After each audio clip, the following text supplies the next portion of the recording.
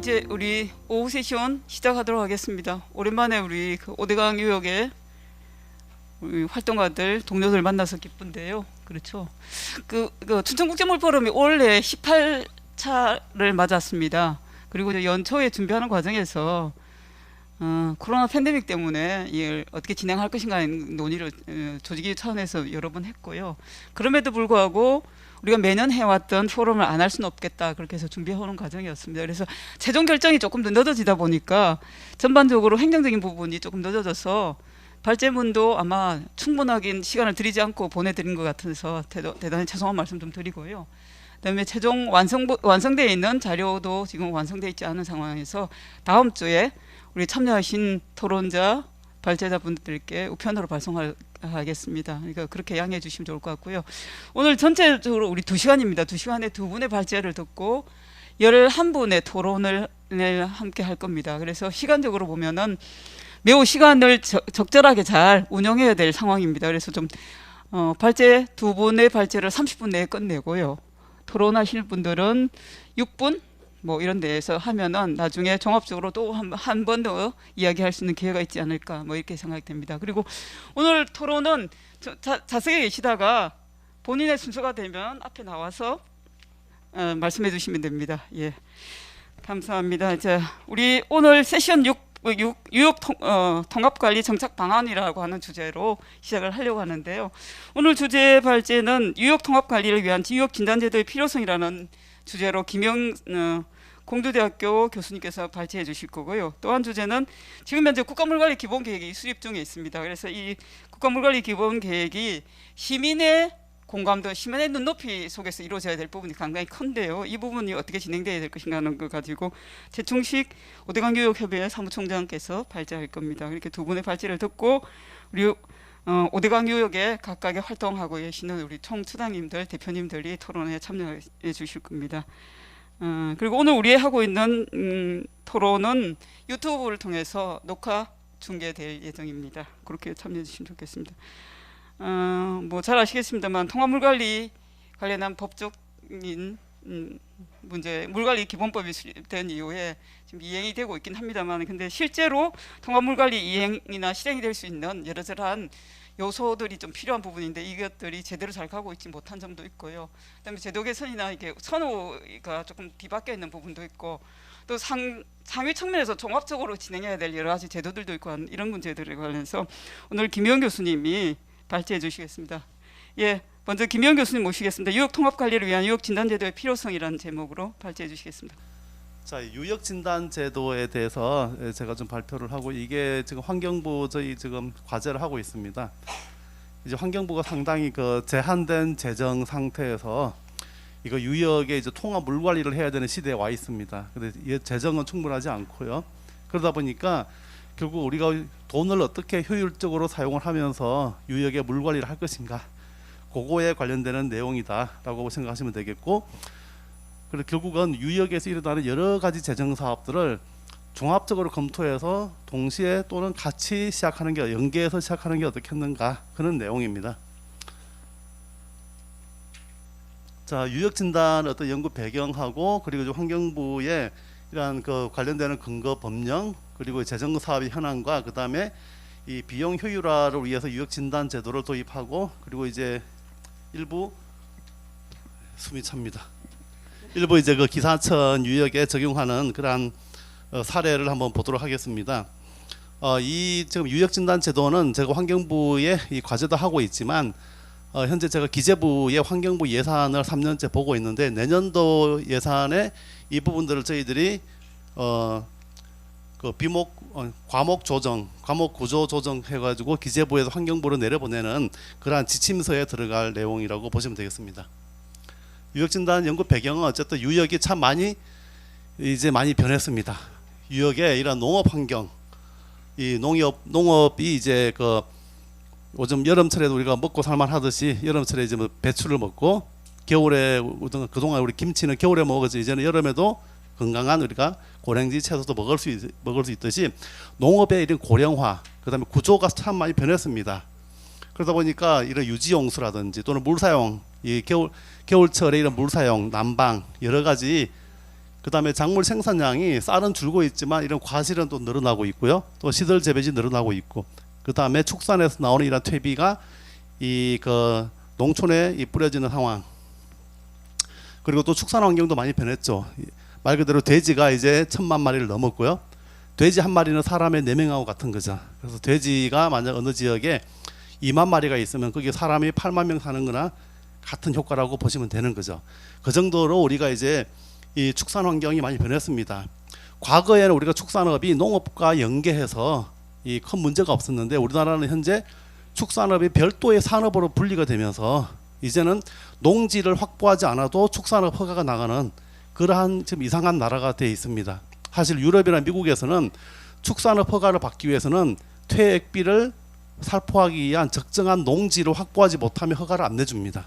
그래서 우리는 이 축산업이 농지를 자기 생산되는 양분을 이 처리하지 못하고 또는 이 살포하지 못하는 살포할 수 있는 농지를 확보하지 못해도 축산업을 할 수 있는 그러한 나라예요. 그래서 우리가 그런 제도는 앞으로 좀 바뀌어야 됩니다. 그래서 이게 앞으로 이제 축산업이 농업과 연계해 우리가 발전을 해야 될 필요성이 있고요. 그리고 이제 현재 70% 이상의 이러한 그 축산의 이 양들이 다 이 퇴비로 이 농경지에 살포가 되고 있죠. 하다 보니 전 세계에서 토양 내 양분량이 가장 높은 이런 국가가 됐습니다. 그래서 우리가 그동안 점오염원에 많은 투자를 해와도 이 농업 이런 물 관리 또는 양분 관리 때문에 이 하천에 또는 호수에 이 녹조 현상 이 지속적으로 발생할 수밖에 없다.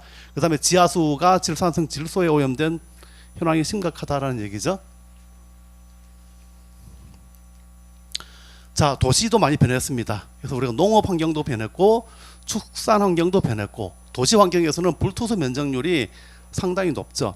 특히 이제 우리 환경부에서는 25% 불투수 면적률이 되면 또는 수질 문제, 수생태 문제가 심각하다고 하는데 실질적으로 서울 같은 경우에는 50%가 넘었습니다. 불투수 면적률이. 하지만 북한산이나 북한산이나 또는 도봉산이든 이러한 산악지대를 빼고 나면 실질적으로 불투수 면적률은 거의 80%, 90%입니다. 상당히 심각합니다. 그래서 이러한 그 올여름에 보시다시피 상당히 많은 지역이 침수가 됐었고요. 예, 부산, 뭐 천안 다 마찬가지입니다. 자, 하수도는 그럼 어떤가? 하수도가 우리가 이제 이 상수도 보급률이 거의 99%에 도달을 했고 하수도 보급률이 한 94%에 도달을 했습니다. 이것 때문에 기재부에서는 지속적으로 이제 더 이상 뭐 돈 쓸 필요 없지 않느냐. 하지만 앞으로 우리가 가야 될 길이 험난한 게 합류식과 분류식 이 그 관망 길이가 거의 지구 4바퀴 반 정도가 될 정도로 이 하수도 관로 길이가 깁니다. 그거에 이제 그러한 그 하수도 시설의 이런 노후화, 그 다음에 거기에 있는 관거 청소 비용, 천문학적으로 들어가고 있죠. 자, 하천 환경도 많이 변했습니다. 우리가 점오염원 관리를 하면서 BOD는 많이 개선됐지만 실질적으로 유역의 토지 이용, 축산업, 농업, 도시의 어떤 발달 때문에 이 남분해성 유기물질 그리고 이제 요즘 말하는 미세 플라스틱이나 아니면은 의약품 또는 최근 들어서는 코로나까지 말 그대로 그리고 이제 축산 환경에 의한 이런 지하수의 기저 유출, 질산성 질소의 문제가 심각하죠. 그러다 보니까 이 하천에 있어 가지고 수질적인 문제가 과거의 유기물에서 이제는 질소로 많이 넘어간 상태입니다. 그래서 우리가 유기물을 관리를 아무리 잘하더라도 앞으로 녹조 문제가 줄지 않는 이유는 우리가 질산성 질소 관리 못하면 안 된다는 거죠. 자, 질소의 문제가 얼마나 심각한가 보시면은 TN이라고 하는 것 자체가 큰 변화가 없어요. 조금 최근 들어서는 오히려 개선되는 면도 있습니다. 그리고 이제 인 같은 경우를 보시면 많이 줄었어요. 우리가 과거에 인이 주요한 녹조의 원인 아니냐, 이제는 많이 개선되었습니다. 총인 처리 시설 도입되면서 이 보시다시피 TN하고 TP 비율이 상당히 줄었어요. 이 얘기가 뭐냐면 이제는 유역에서 TP 관리가 한계에 도달했다는 거죠. 우리가 지금부터는 이제 관리의 방향을 질소 관리로 넘어가야 되는 단계다. 자, 질소 중에서도 문제가 뭐냐면 TN은 큰 문제가 크게 줄지 않고 있죠. 보시면은 암모니아는 많이 줄었어요. 다시 말해서 이 점오염원에서 처리장에서 나오는 거 많이 줄었는데 이 질산성 질소가 안 줄었다는 거죠. 이게 바로 뭐냐면 농업, 축산업 기인하는 결과적으로 우리가 점오염원에서 상당히 질소 관리에 성공을 했었는데 이 축산업과 그다음에 농업에서 기인하는 이러한 그 질산성 질소 때문에 이 총 질소가 줄지 않고 있다라는 거예요. 그래서 우리가 총 질소 중에서 거의 90%가 이 그 용존 질소예요. 그 중에서 또 한 90% 정도가 질산성 질소라는 거죠. 그래서 이 앞으로 이제 우리 그 물 관리, 하천의 이런 녹조 관리는 이제는 질소 관리로 넘어가는 단계에 와 있다라는 것입니다. 자, 하천은 이제 건천화가 심각합니다. 도시 지역이고 농촌이고. 자, 저희 고향도 가보면 과거에 저희 면에 인구가 3,000명이 살았는데 지금 한 300명이 살고 있죠. 근데 하천의 물은 과거보다 더 없어지고 수질이 더 나빠졌어요. 그 인구가 10분의 1로 줄었는데 하천에 물도 줄고 유량도 줄고 수질도 나빠졌다. 그게 바로 거기에 토지 이용의 고도가 되어버렸다는 거죠. 농업과 축산 환경입니다. 자, 그래서 이제 유역이 변하고 유역 환경이 변하고 그 다음에 물 환경도 변했고 그리고 최근 들어서 정책 환경이 이제 물관리 일원화 그 다음에 유역 통합 관리로 넘어왔습니다. 자, 그러면은 앞으로 우리가 이 유역에 투자를 해야 되는 예산이 뭐 축산, 농업 여러 곳이 많이 있습니다. 자, 그럼 환경부의 재정은 튼튼한가? 재정을 한번 보겠습니다. 자, 환경부가 하고 있는 재정 사업들이에요. 환경부가 이 가축분뇨 관련되는 것들은 이 가축분뇨법이 있습니다. 여기에서 이 재정 사업이 진행이 되고요. 그다음 비즈모염 저감 사업하고 공공폐수 처리 시설, 산업단지 완충 저류 시설은 이 물환경 보전법에 근거해 가지고 진행이 되고 있습니다. 그다음에 하수도법에 대응해 가지고 여기에서 지원을 하고 있는 게 도시 침수, 하수 관로 정비, 농어촌 마을 하수도, 하수 처리장 확충하고 면단입니다. 그다음에 물재용법에서 이 물재용 사업, 이 해서 환경부에서 하고 있는 재정 사업들이 대부분 이 네 가지 법에 근거해 가지고 진행이 되고 있다라고 보시면 되겠습니다. 그런데 문제는 뭐냐면 개별 이 사실 따지고 보면 다 물이죠. 이게 국토부에서 관리하는 인프라는 도로면 도로고 철도는 철도고 하나로 돼 있는데 이거는 아주 더러운 물, 조금 더러운 물, 중간 정도 더러운 물, 뭐 조금 깨끗한 물 따지고 보면 다 물이죠. 물인데 서로 다른 법에 의해 가지고 근거되다 보니 우리 가정에 수도꼭지 털기 전까지는 수도법, 수도꼭지 30cm 딱 떨어지면 하수도법 쭉 가다가 말단에서 처리장에서 처리되고 나서 재이용하려면 재이용법, 재이용이 안 되면 물환경보전법. 그러다 보니까 자, 여기에서 재이용합시다라고 했는데 이쪽 물을 안 줘버려요. 또는 물 줄 수가 없고요. 그 다음에 이쪽에서는 물이 필요한데 갖다 쓸 수가 없는 거예요. 이쪽 사업을 하다 보면 네, 점오염은 관리하다 보면 빗점이 발생을 하고 빗점 관리하다 보면 점이 발생을 하고 말 그대로 이 좀 재정이 상당히 많이 좀 새고 있다는 거예요.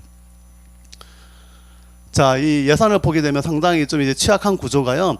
특히 비점을 볼 수 있는데 아까 축산 환경이나 아니면 농업 환경에 이런 기인하는 물질들, 요즘 이제 녹조 대형 물질이라든지 또는 이 PPCP든 아니면은 뭐 미세 플라스틱이든 많은 물질들이 빗점 오염에 근거하고 있어요. 그런데 현재까지 보면은 예산이 이게 중기 재정입니다. 현재 재정도 한 600억 정도, 700억 정도. 앞으로 중기 재정까지 해봤자 한 1,500억도 안 넘어갑니다. 우리 전 국토를 비점 오염이라고 한다면은 그 다음에 공공폐수 처리시도 마찬가지. 그 다음에 산업단지 완충 저류조는 1년에 한 500억 정도, 한 5개 만들면 끝이라는 얘기예요. 이 재정 우리가 500억, 700억이라고 하면 꽤 큰 것처럼 보이지만 사실은 완충 저류조 하나 만들면 100억입니다. 그럼 1년에 5개 이상 못 만든다는 뜻이죠.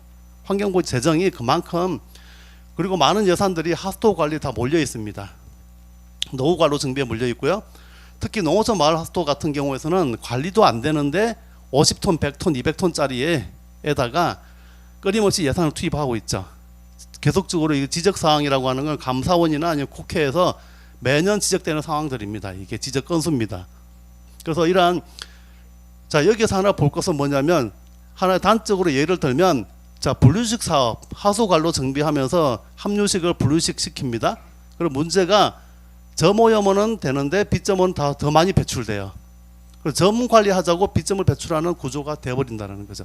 두 개가 동시에 진행이 되면 상당히 효율적으로 재정으로 점과 빗점을 동시에 관리할 수 있는데 요거는 아까 말씀드렸듯이 이 위에 거는 빗점은 물환경 보전법이고 이 밑에 거는 하수도법이라는 거죠. 서로 법이 다르다 보니까 재정 연계가 안 된다는 거예요. 그래서 이 법 체계 사실은 가축분조법이나 물환경보전법이나 하수도법이 사실은 다 통합이 돼버리면 훨씬 물 관리가 더 편할 수가 있습니다. 같은 물이기 때문에 갖다 쓰기도 편하고 자, 요것도 별도의 법이죠. 그래서 이 재정 사업들이 서로 다른 법에 의해 가지고 진행이 되다 보니 효율적으로 안 되더라. 서로 통장이 다르다 보니까 빚점 관리에 이 예산을 못 쓰는 거예요. 여기에도 빚점이 해당이 되는데 여기에 할 때는 또 이 예산을 못 쓰는 거예요. 그래서 서로 돈 주머니가 통장이 다르다 보니 이 재정이 비효율적으로 집행이 되고 그것 때문에 시너지 효과가 안 나온다는 거죠. 그래서 지금 기재부에다가 이 내용을 환경부에다가 거꾸로 오히려 이제 위에서 아래로 기재부에서 환경부로 좀 재정 효율화를 위해서 유역 진단제를 도입을 해서 이러한 여러 가지 재정 사업들이 있지만 이게 법이 서로 다르더라도 통합적으로 같이 할 수 있는 통합 관리를 한번 해봐라라고 이제 그러한 그 단계에 와 있습니다. 그래서 이러한 그 말 그대로 하수도 보급률이 높다 보니 이 지속 가능성에 위협이 되고 있고요. 그 다음에 하수도 관리 자체가 이미 아직도 선진적이지 못해요. 재이용하려면은 집중형이 분산형으로 바뀌어줘야 되는데 안 되고 있고, 그래서 타 사업과 연계라든지 주민 참여 확대를 위해서 이 유역 진단 제도가 도입이 돼야 된다라는 얘기입니다. 자, 이 문제 사례를 하나 보시면은요, 아시다시피 이게 분류식 지역입니다. 그 다음에 합류식이죠. 자, 과거 합류식은 우수하고 오수가 같이 흘러내려갔죠. 그리고 이제 그 3Q가 처리장으로 와서 2Q는 그 Q는 처리되고 2Q는 그냥 이 침전 후에 방류가 됐습니다. 그 당시에 이 모든 사업이 어디에서 했냐? 합류식 관건은 이게 이 우수든 오수든 같이 한 관으로 가기 때문에 하수도법입니다. 그래서 하수도법에 의해 가지고 이게 다 진행이 되고 있어요. 자, 분류식이 되면은 합류 하수도법에 의해 가지고 분류식으로 분류가 되는 거예요. 그러면서 이 빨간 라인 요거는 하수도법에 의해 가지고 점오염원으로 관리가 됩니다. 그래서 처리장으로 다 가요. 그런데 우수는 이제 하수도법에서 빠져버리면서 오히려 우수 관리를 통해서 하천으로 다 방류해 버립니다. 우수는 알다시피 비점오염원이죠. 그래서 여기 할 때는 점 B점이 동시에 처리장으로 갔는데 여기에서는 점은 처리장으로 가고 B점은 그냥 그대로 하천으로 방류가 되기 때문에 실질적으로 분류식화되어 있는 지역에 가면 하천의 수질이 별로 개선이 안 돼 있어요. 결과적으로 점오염원 사업이었다는 얘기죠. 그러다 보니까 요거 잡으려고 요걸 내보내버린 꼴이 밖에 안 되는 거예요. 그래서 이게 이 별도의 법에 의해 가지고 진행되는 동일한 같은 물인데 물을 따로 분리시켜서 하나는 보내고 하나는 버리니 이 돈은 썼는데 수질 개선은 안 되고 녹조는 계속 생기는 문제가 발생하고 있습니다. 자, 그리고 이제 이런 그 분류식 사업의 문제점들을 저희들 좀 많이 이미 전문가들이 얘기를 하고 있고요. 그래서 이 분류식 사업을 하면서 지금 환경부가 전국적으로 제일 많이 하고 있죠. 이게 점오염원 관리 사업이 되면서 오히려 비점오염원은 수계 유출이 더 증가하고 있다는 거죠. 그러면서 전국적으로 이 오염 총량제가 도입이 된 지 20년 됐습니다. 자, 점오염원 기여율이 줄면은 비점오염 기여율이 늘어나는 거는 어쩔 수 없는 거예요. 한쪽이 준위가 올라가는 거는, 하지만 부하량이 늘어나는 거는 이상한 거죠.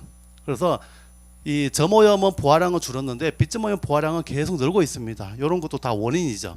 그러니까 수질의 또 환경에서 일어나는 물환경에서의 문제, 녹조나 어류 폐사라든지 이런 문제가 개선이 별로 되지 않고 있는 거죠.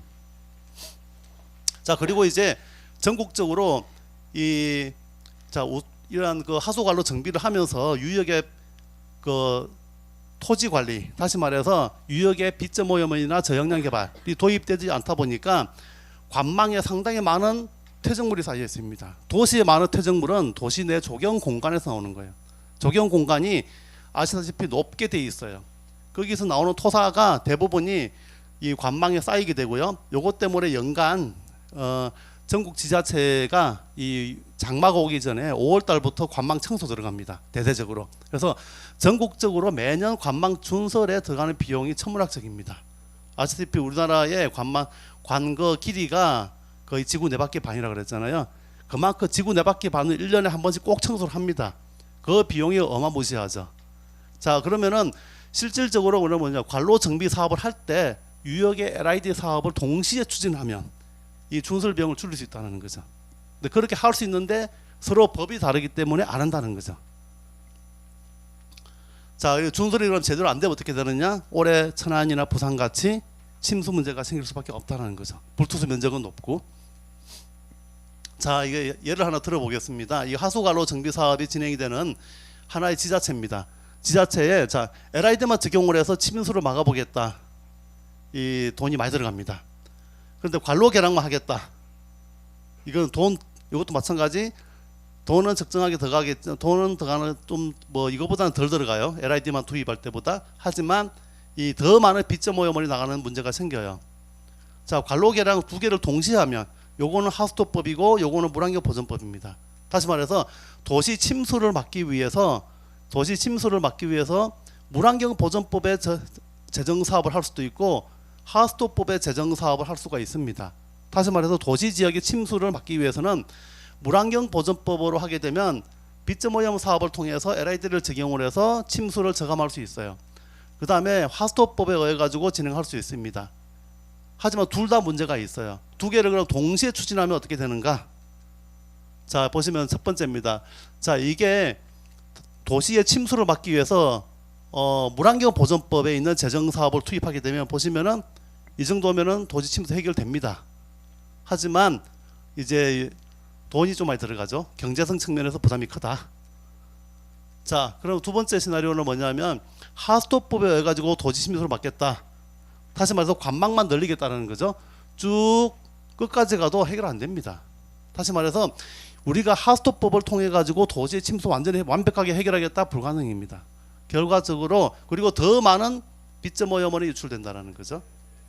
자, 그래서 하수도법과 그 다음에 이 물환경 보전법의 재정 사업을 동시에 투입하게 되면 그만큼 이 비용도 줄이고 그 다음에 빚점 오염원도 줄이고 도시 침수도 100% 해결할 수 있는 조건을 만들어 줄 수도 있다라는 얘기죠. 그래서 실질적으로 이거 유역 내에 유역 진단이라고 하는 게 이렇게 동시에 재정 사업이 이 적정하게 합리적으로 투입이 되면 그만큼 이 비용 효율적으로 돈은 적정하게 들어가면서 효과를 극대화시킬 수 있다라는 얘기입니다. 자, 이게 결과가 되겠고, 자, 그래서 이제 재정 사업을 이 비용 효율화 시키기 위해서 유역 진단 제도가 도입이 돼 줘야 되는데요. 자, 아시다시피 아까 말씀드린 대로 유역의 진단, 그래서 유역 내에 있는 수량, 수생태, 수질, 그 다음에 인문사회와 도시 거버넌스를 종합적으로 진단하는 겁니다. 진단을 해서 이거에 맞춰가지고 재정 사업을 상호 연계시키는 거죠. 하지만 이게 유역 진단이 현재로서는 뭐냐면 개별법에 의해 가지고 진행되는 재정 사업을 아까 말씀드렸듯이 4개 법에 의해 가지고 재정 사업이 진행이 되고 있어요. 서로 동등한 법적 지위를 갖고 있기 때문에 서로 연계가 안 돼요. 그럼 유역 진단을 어디다가 포함시켜야 되느냐? 상위법에다가 넣어야 된다는 거죠. 그게 바로 물관리 기본법에 들어가 줘야 되고, 그래서 유역 진단 제도는 유역의 수량, 수질, 수생태, 인문사회, 거버넌스를 동시에 다 평가를 하고요. 그러면서 비용 효율적으로 재정 투입이 되도록 해주면서 이 국가 물관리 기본계획에 결국 유역 진단 제도가 반영이 앞으로 돼줘야 됩니다. 현재 기재부의 이 지출구조 효율화에는 제가 이미 포함을 시켜놨습니다. 그래서 다음 달에 이제 보고서가 기재부에서 최종적으로 국회로 넘어갈 예정이고 환경부로 내려갈 예정입니다. 그래서 지출구조 효율화에는 들어가 있는데 앞으로 이제 뭐 여기 우리 뭐 사무총장님께서도 보시면은 이 국가물관리위원회에 계시듯이 국가물관리 기본계 지금 수립 중에 있는데 여기에 유역 진단 제도가 충분히 반영이 돼 줘야 됩니다. 그래서 이미 기재부에서 오히려 거꾸로 내려오는 이제 꼴이 될 수밖에 없어요. 앞으로는. 자, 그리고 유역 진단 제도가 도입이 되면 아까 말씀드린 대로 이 개별 사업, 개별법에 근거한 개별 재정 사업들이 통합적으로 이제 이 검토가 되고 통합적으로 계획이 수립이 돼서 동시에 진행을 할 수 있다는 거죠. 그래서 개별법에 근거하는 재정 사업의 시너지를 위해서 비용 효율화를 위해서 물관리 기본법에다가 유역 진단 제도가 들어가 줘야 된다. 결국은 개별 사업 연계로 비용을 효율화하겠다라는 얘기입니다. 자, 그럼 제도와 방안은 아까 말씀드린 대로 이 물관리 기본법 이 제3조가 유역 진단에 우리가 용어를 정의할 필요가 있습니다. 현재 물관리 기본법에 유역 진단이라는 용어가 없습니다. 넣어줘야 되고요. 그 다음에 물관리 기본법 제12조에 통합 물관리 쪽이 있어요. 여기에 또는 이 기본법에 해당되는 시행령에다가 이 유역 진단의 근거가 필요합니다. 그 다음에 개별법에서 향후 수질 개선 사업 추진할 때 유역 진단 필요성을 도입을 해야 된다라는 명령을 명시해야 된다는 거죠. 자, 그래서 앞으로 물관리 기본법 자체가 이 3조 정의에다가 현행에서는 없죠. 유역이라는 말밖에 없습니다. 그래서 이 물관리 기본법이 상당히 조급하게 법이 제정이 되다 보니까 미흡한 게 무지하게 많습니다. 그래서 이 개정안에다가는 유역 진단을 넣을 필요가 있고요. 그래서 비용 효율적 통합 물 관리 수행을 위해서 유역의 수질, 수생태, 수량, 부하량을 동시에 다 진단을 해라. 그다음에 12조 통합 물 관리에다가 국가와 지자체에서는 유역 물 관련 계획 수립 또는 사업 추진 시 유역 진단을 통해 이 통합 물 관리를 수행해야 한다라는 문구가 들어가 줘야 된다 이거죠. 그리고 이제 시행령에다가 또는 이 시행령 14조 1에다가 넣을 수도 있습니다. 그래서 통합 물 관리 기반 유역 진단이라는 걸 만들어서 현재로는 없습니다. 그래서 이 개정안을 넣을 필요가 있겠다라는 것이고, 이런 내용들은 이제 저희들이 그 기재부에다가는 넣어놨습니다. 환경부에서 협조만 되면 바로 갈 수 있는 거죠. 그리고 이제 그렇게 돼버리면 앞으로 유역 진단 제도가 어떻게 되느냐?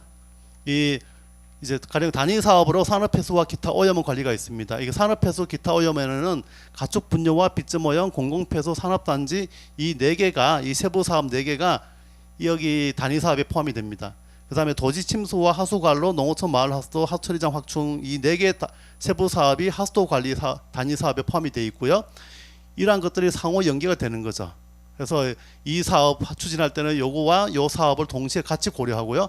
이 사업 추진할 때는 요거와 요 사업들을 동시에 추진해 가면은 충분하게 비용 효율화를 할 수 있다라는 얘기가 되겠습니다. 자, 그리고 이제 앞으로 현재 이제 이제 그렇게 하거나 그다음에 또 한 가지 방법으로는 현재 하고 있는 이 단위 사업 분류와 이 세부 사업이 상당히 전 근대적인 그러한 분류 방식이라는 거죠. 그래서 요번에 저희들이 이제 기재부에 넣어놓은 게 뭐냐면, 이러한 세부 사업 이 분류 자체가 상당히 이 통합 물 관리에 맞지 않고 이 구시대적인 아직 그런 유산이다. 그래서 바꾸는 게 이제 앞으로 신규 단위 사업으로 분류를 해라라고 하면서 도시 물순환과 빗점 오염을 같이 묶어서 우리가 단위 사업을 만들 필요가 있고요. 농어촌은 통합 물 관리가 필요합니다. 산업단지 수질 개선, 하수 수처리 사업, 그다음에 가축 분뇨에서 이 네 개를 분리시키면서 여기 안에는 이러한 단위 포함 세부 사업이 별도로 들어가야 되는 거죠. 그래서 이렇게 이제는 단위 사업 자체를 새롭게 분류해야 되는 거 아닌가, 이제는 그러한 내용도 제안을 하고 있습니다. 자, 그래서 유역 진단 제도를 도입하게 되면 그 기대 효과가 어쨌든 환경부의 상당히 제한적인 이러한 재정 문제, 그걸 통해서 우리가 물 환경을 상당히 극대화시킬 수 있다.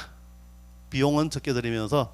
그리고 이제 말 그대로 이제 그 물관리 기본법의 존재 이유, 이 물관리 기본법의 존재 이유가 될 수가 있는 거죠. 하나의 강력한 하나의 하위법을 통솔할 수 있는 그러한 이 통합 물관리의 진정한 기본법이 될 수 있다라는 것이고요. 그리고 이제 물관리 일원화하고 통합 물관리 정책을 우리가 견인할 수 있고, 그다음 앞으로 수질 개선 또는 녹조 저감, 특히 아까 초반에 말씀드렸듯이 유역이 상당히 토지 이용이 고도화가 되어 있는 상황에서 이 녹조 저감을 하기 위한 이 상당히 비용 효율적인 그러한 이 재정 사업을 추진할 수 있다라는 것이고요. 그리고 지자체에게는 대응 자금 마련에 이거 하면서 이 대응 자금 마련해야 되고, 또는 또 다른 사업하면서 마련하고, 이러한 중복적으로 나가는 대응 자금을 상당히 줄일 수 있다라는 거죠. 그러면 재정 실집행률도 올라갈 수 있고요. 그래서 여러 가지 이러한 그다음에 획일적인 물관리 사업을 이 유역 맞춤형으로 우리가 추진할 수 있다라는 얘기입니다. 자, 기사처는 이제 간단하게 한 2분 만에 맞출 수 있는데요. 기사처는 이게 이제 그 금강 상류 쪽에 있는 하나의 그 지역입니다. 그래서 이미 충남연구원에서 18년도에 이 기사천에 관해서 수질 개선하고 수생태 복원 방안 연구를 한 게 있는데, 요걸 한번 좀 이게 가령 이 유역 진단에 맞는지 한번 검토를 한번 해본 건데요. 이게 기사천은 어쨌든 기사천에서 봉황천, 금강을 통해서 대청댐으로 이어지는 이러한 그 수계입니다. 하천의 연장은 11km고요. 자, 여기 보시면 목표 수질에 비해서 상당히 수질이 높아요. 수질 상황이 안 좋습니다. 그래서 여기에서는 결론적으로 축산과 농업 기원 오염 물질 질소 인하고 관리가 상당히 필요합니다. 그리고 이러한 물질들은 지표뿐만 아니라 기저의 땅 속으로 나온다는 얘기예요. 자, 그리고 월별 수질 현황을 보게 되면은 이게 봄철에는 논, 여름하고 가을철에는 밭이 또 문제가 된다라는 거죠. 그래서 질소와 이 용존 총인이 동시에 문제가 되고 있더라라는 얘기입니다. 그래서 이쪽에서는 그다음에 하천이 이제 여기 오늘 하천 하시는 분들 많이 와 계신데 사실 하천에 우리가 과거의 하천은 우리가 소도 먹이고 염소도 먹이고 하면서 풀들을 우리가 관리를 해왔어요. 근데 지금 최근에 이제 몇 년 한 수십 년 사이에 하천에서 우리가 식물들 관리를 안 했습니다.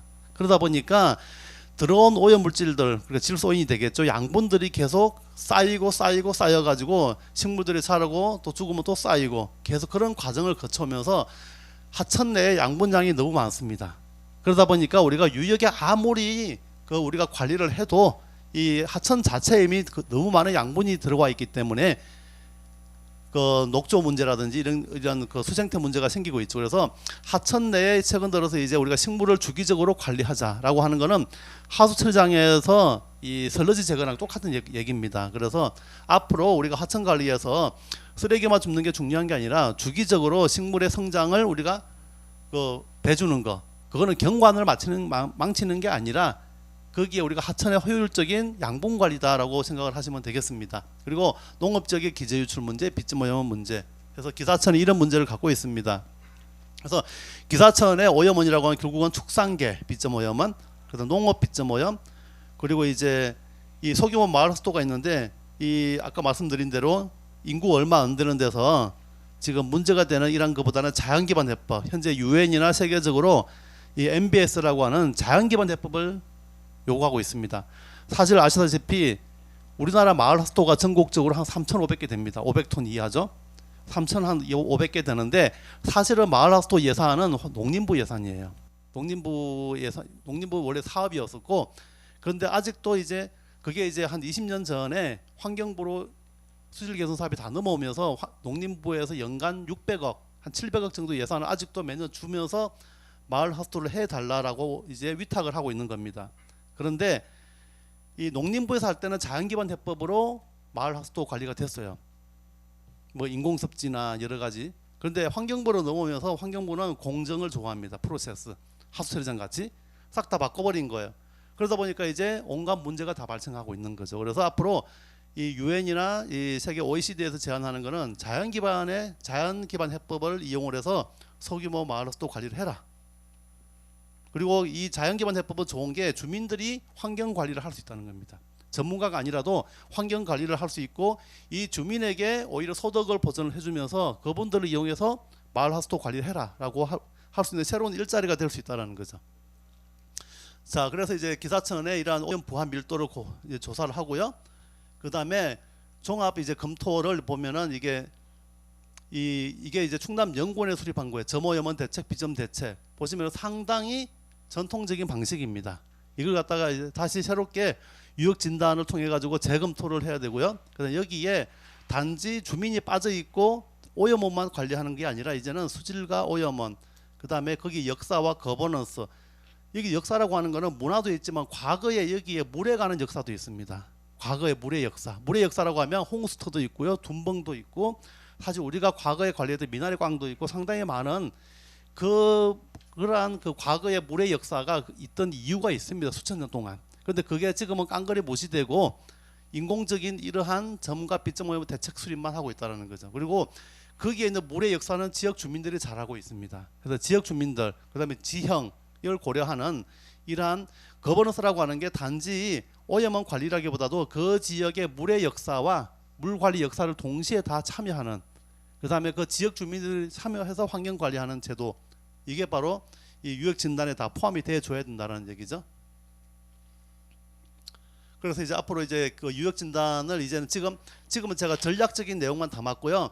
요거에 맞춰 가지고 현재 새롭게 이제 그 전문 기관에서 이런 자연적인 물순환에 대해서 저류지, 둔벙, 소하천 또는 마을 습지 또는 여러 가지 환경들, 인문 환경까지 물에 관한 역사까지 현재 거기를 조사를 하고 있습니다.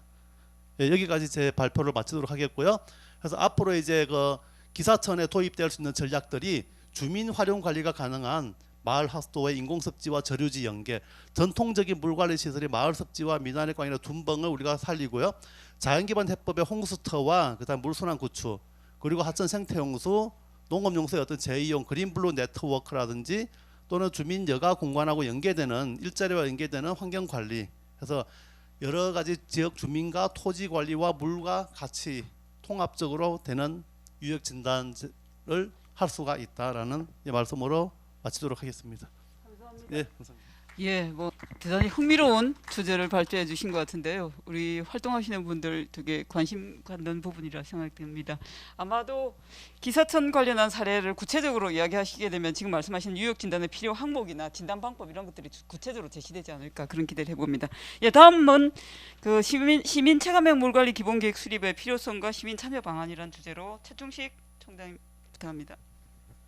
김희영 교수님 연구에 잠깐 좀 참여를 했다가 꼭 이렇게 발표를 모시고 싶었던 이유가 그 모든 계획을 세우는데 국가 물관리 기본 계획을 세우는데 누가 세우지 그 기본 계획을 물 관련 학자가 세우는가 전문기관에서 세우나 그것만 아닌 것 같아요.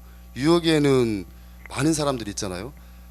그 유역 면적이 좁은 데 도시 사람들 몰려 있지만 유역 면적이 넓은 데는 농민도 있고 어민도 있고 다양한 뭐 사람들이 있어요. 근데 그분들의 의견이 어느 정도 그 국가 물관리 기본계획이나 유역관리계획에 수립되지 반영되지 그런 문제의식이 있었어요. 근데 유역진단 제도를 보니까 저 유역진단을 몇몇 학자가 하는 게 아니잖아요. 유역진단하는 과정에서 농민도 참여하고 그리고 소를 키우는 사람, 돼지를 키우는 사람, 뭐 다양한 사업자도 참여하고 이럴 수 있을 것 같아서 그 유역진단을 통해 수립된 물관리 기본 계획이 정말 주민 체감이 있겠구나, 시민 체감이 있겠구나. 하다못해 제가 놀러 갈 때 부모가 여행 계획을 세워서 추진하는 거하고 아이들과 함께 세워서 하는 거하고는 차원이 다르거든요. 만족도가. 뭐 사실 뭐 아이들이 부모보다 더 잘 세울 수는 없겠습니다만 함께 세운 계획, 국민과 함께 여러 이해 당사자와 함께 세운 물관리 기본 계획이 좀 필요할 것 같아서 말씀을 드렸고 그런 문제의식이 있었는데 하나 이제 좀 그 유역 진단의 저는 한계가 범위가 너무 수질 쪽에만 국한되어 있다는 거예요. 국가 물관리 기본 계획은 최상위 계획이잖아요. 최상위 계획이기 때문에 지금 절반에 무르쓰고 있는 특히 유역에서 가장 힘든 게 뭡니까? 농업용수잖아요. 농업용수에 대한 관리, 뭐 공업용수에 대한 관리, 수량에 대한 관리가 또 필요할 것 같고 또 하나는 어느 순간에 환경부도 그런데 수질에만 국한되어 있던 것을 생물 다양성으로 접근해야 된다. 요즘 워낙 수생태에 대한 중요성이 제기되고 있어서 유역 진단에 이런 그 수질 중심뿐만 아니라 수생태, 그 농업용수 그걸 접근할 때 다양한 집단이 참여해서 유역 진단을 했으면 좋겠다. 말씀드리겠습니다. 요거는 이제 다 그 아는 내용이어서요. 생략하도록 하겠습니다. 지금 국가 물관리 기본 계획을 수립하고 있어서 지난번 송미영 박사님 발표하는 걸 좀 듣고 있었는데요. 뭐 미래 여건에 대해서는 잘 아시겠죠. 물관리 정책의 최상위 법정 계획입니다. 정말 신중해야 돼요. 우리가 그동안 수자원 장기 기본 계획이나 물환경 관리 기본 계획 세울 때도 얼마나 그 계획 세울 때 수많은 문제 제기도 하고 의견 반영해 달라고 그랬지 않습니까? 그 계획을 넘어서는 물 관련 최상위 계획을 세우고 있는 과정인데 저만 좀 그렇게 생긴지 모르겠습니다만 계획 수립 과정에서 얼마나 많은 사람들의 집단들의 의견이 수렴되는지 그리고 계획이 수립되는데 많은 사람들과 소통을 하려고 했는지 저는 유역관리 기본계획하고 국가 물관리 기본계획은 쌍방향으로 추진된다고 생각했어요. 항상 국가에서 기본 지침 만들면 거기에 맞게 유역계획 세운 게 아니라 유역 진단을 통해서 유역의 처해진 상황을 근거로 해서 국가 물관리 기본계획 수립되고 지침이 세워되고 거기에 맞게 또 유역관리 계획은 세부계획을 세우는 쌍방향 계획이 세워된다고 생각되는데 항상 보다 보면 국가는 그냥 기본계획 여러 전문기관에서 보통 이제 국가기관에서 세우죠. 세운 다음에 그걸 내려가면 유역물관리 계획은 해당 지자체 연구원이나 이렇게 수립하는 경우가 많습니다. 그런 쌍방향 계획이 수립돼야 되는데 지금 최상위 계획을 세우면서 우리는 정말 그러고 있는가 이런 문제의식을 좀 갖게 됐습니다. 10년간의 계획이죠. 4대 대유역에 116개 중권역이 포함되어 있습니다. 그래서 이 계획을 세울 때 지금 뭐 환경부를 중심으로 4대 권역에 중권역 관리 계획, 대권역 관리 계획 세우지 않습니까?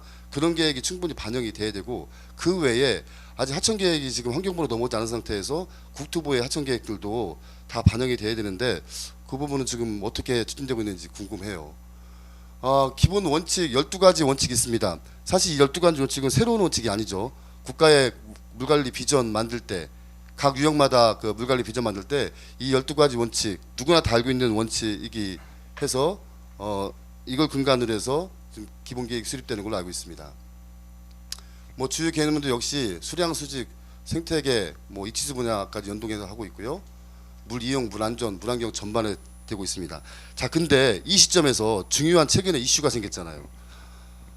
도시 기록적인 폭우로 인해서 피해 본 것이 아까 이제 도시 침수 문제는 물론 이제 천재일 수도 있어요.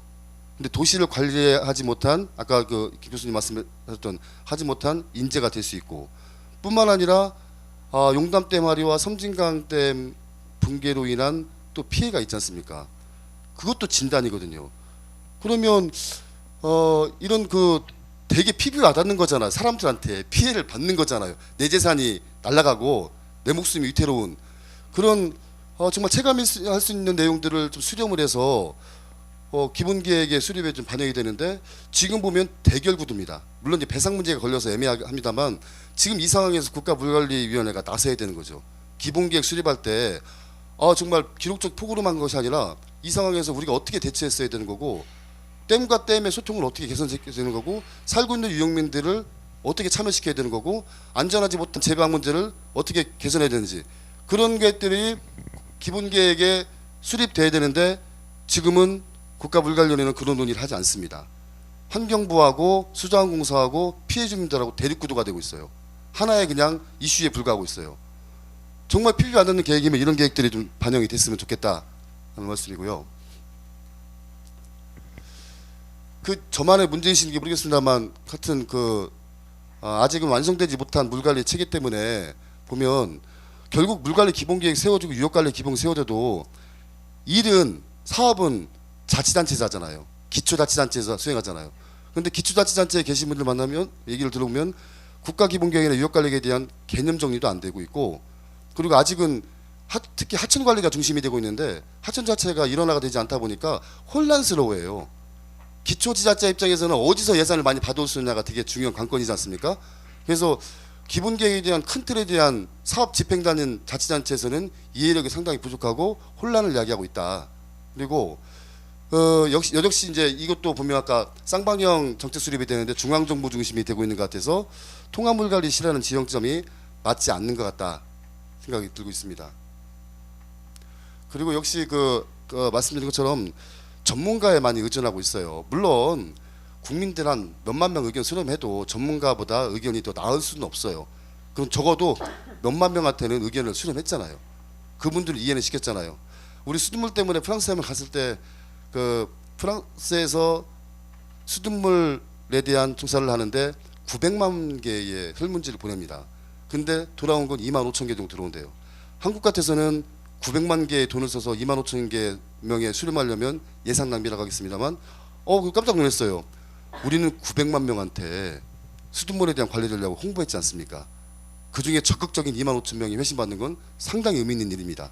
마찬가지로 몇몇 전문가들이 움직이는 것이 아니라 좀 더 지금 우리 5대 강력뿐만 아니라 유형마다 수많은 집단들이 있어요. 학회도 있고 소유욕단위 거버넌스도 있고 이런 분들에게 이런 계획 수립에 대해서 충분히 알리면 그분들에게 새로운 의견이 나올 수 있겠고 좋은 아이템이 나올 수 있겠고 그분들에게 국가 물관리 체계가 이렇게 변화되고 물관리 기본계획은 이렇게 수립된다는 걸 알릴 수가 있는데 그런 과정이 많이 생략되어 있다는 거죠. 특히 이제 이것이 가장 큰 문제는 사무국의 부재라고 보는데요. 보통 국가기관에 사무국이 있게 되면 그 지역 수많은 이해 당사자와의 의견 수렴 과정을 거치는데 그게 너무 생략되어 있다는 거죠. 여기 지금 유역에서 다 대표적으로 활동하시는 분들 NGO들과의 관계도 그래요. 금강에 예를 들면요. 하도 금강 물관리 기본계획 수립하는데 이게 안 돼서 여기 유진수 소장 계시는데 유역회의 민간단체에서 의견 좀 수렴해달라고 제안해요. 주체를. 유역관리위원회에서 주관이 되고 국가물관리에서 주관이 되는데 오죽 답답하면 민간에서 논의 좀 하자고. 이거 뭐 잘못된 거 아니에요? 당연히 사무국이 있으면 사무국에서 민간단체 10년, 20년, 30년 활동했던 NGO나 학계나 주민대표의 의견을 수렴해야지. 역으로 민간단체가 제발 좀 우리 의견 수렴해달라고 하는 이런 상황이 어떻게 벌어집니까? 그래서 지금 저는 빨리 국가물관리위원회가 제대로 되려면 사무국이 이제 구성이 돼야 된다는 의견이에요. 지금 기부법 보면 저는 이제 주민참여, 시민참여가 뭐가 있을까 보면 물관리 정책에 참여해서 폭넓은 의견 수렴해야 된다. 뭐 공청회를 통해서 의견 개진할 수 있고 민간 참여 활성화 부분인데요. 이게 지금 전혀 이루어지고 있지 않지 않습니까? 물론 이제 이슈였던 4대강 보처리 문제가 주된 그 이슈였습니다만 그건 이해합니다만 그것만 하는 게 아니잖아요. 최상위 계획이잖아요. 그러면 민간 참여 활성화 부분에 대해도 검토가 돼야 되는데 그래서 저는 이제 그 제안을 드리면 제 이제 문제의식인데 모든 계획이 그동안 우리 수장기나 문환경 기본계획 세웠습니다만 너무 이제 공급자 중심이에요. 하수도 간거 그 90에서 95% 올리겠다. 뭐 용수 공급 얼마큼 올리겠다. 이런 식이 하고 있지 수요자 관점에서는 그게 없다는 거죠. 그래서 시민 체감형 목표를 설정할 필요가 있겠다. 이런 연구가 좀 필요하겠다는 거고요. 그리고 그러기 위해서 대국민들 인식 파악을 지금이라도 같이 추진했으면 좋겠다. 유형 물관리에 동원하고 유역에 관련 NGO는 함께 동원하면 되지 않습니까? 되잖아요. 그래서 시민 참여의 의향도 수렴해서 반영했으면 좋겠다는 걸 제안드리겠고요.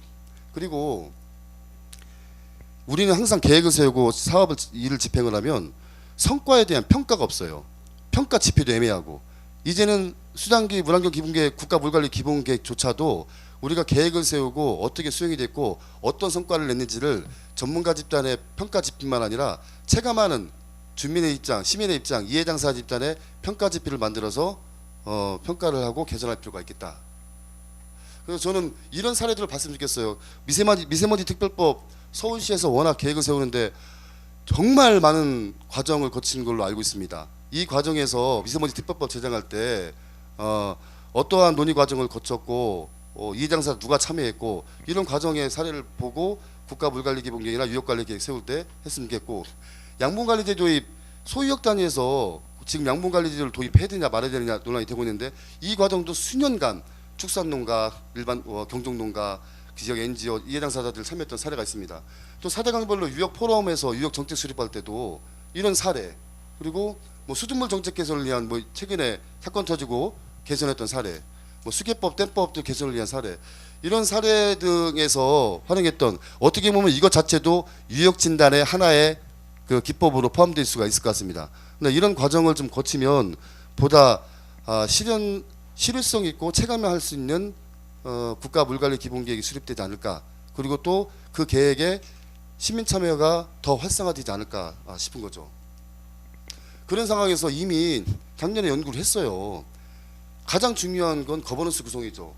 의결 거버넌스는 이미 이제 결정이 났잖아요. 유형 물관리가 구성됐고, 요게 필요한 거죠. 협의 거버넌스. 여기 위원회에서 다양한 정책 이 결정이 여기서 그냥 임의로 결정하는 게 아니라 시민사회나 다양한 집단들의 의견을 수렴해서 협의를 통해서 나온 내용을 여기서 의결하면 되는 거예요. 그래서 지금 협의 거버넌스가 전혀 지금 발동이 안 된다는 거죠. 유역 참여센터 같은 경우가 이런 협의 거버넌스의 대표가 되는데 대체 어디에 방점을 찍는지 좀 답답하고 짜증날 때가 좀 있습니다. 그래서 우리가 탑다운 방식이 아니라 바텀업 방식을 계속 지향한 것처럼 기본계획 수립할 때 이런 걸 이미 충분히 연구가 되고 협의가 된 건데 왜 이게 생략이 되고 여기에서만 논의가 되냐는 거죠.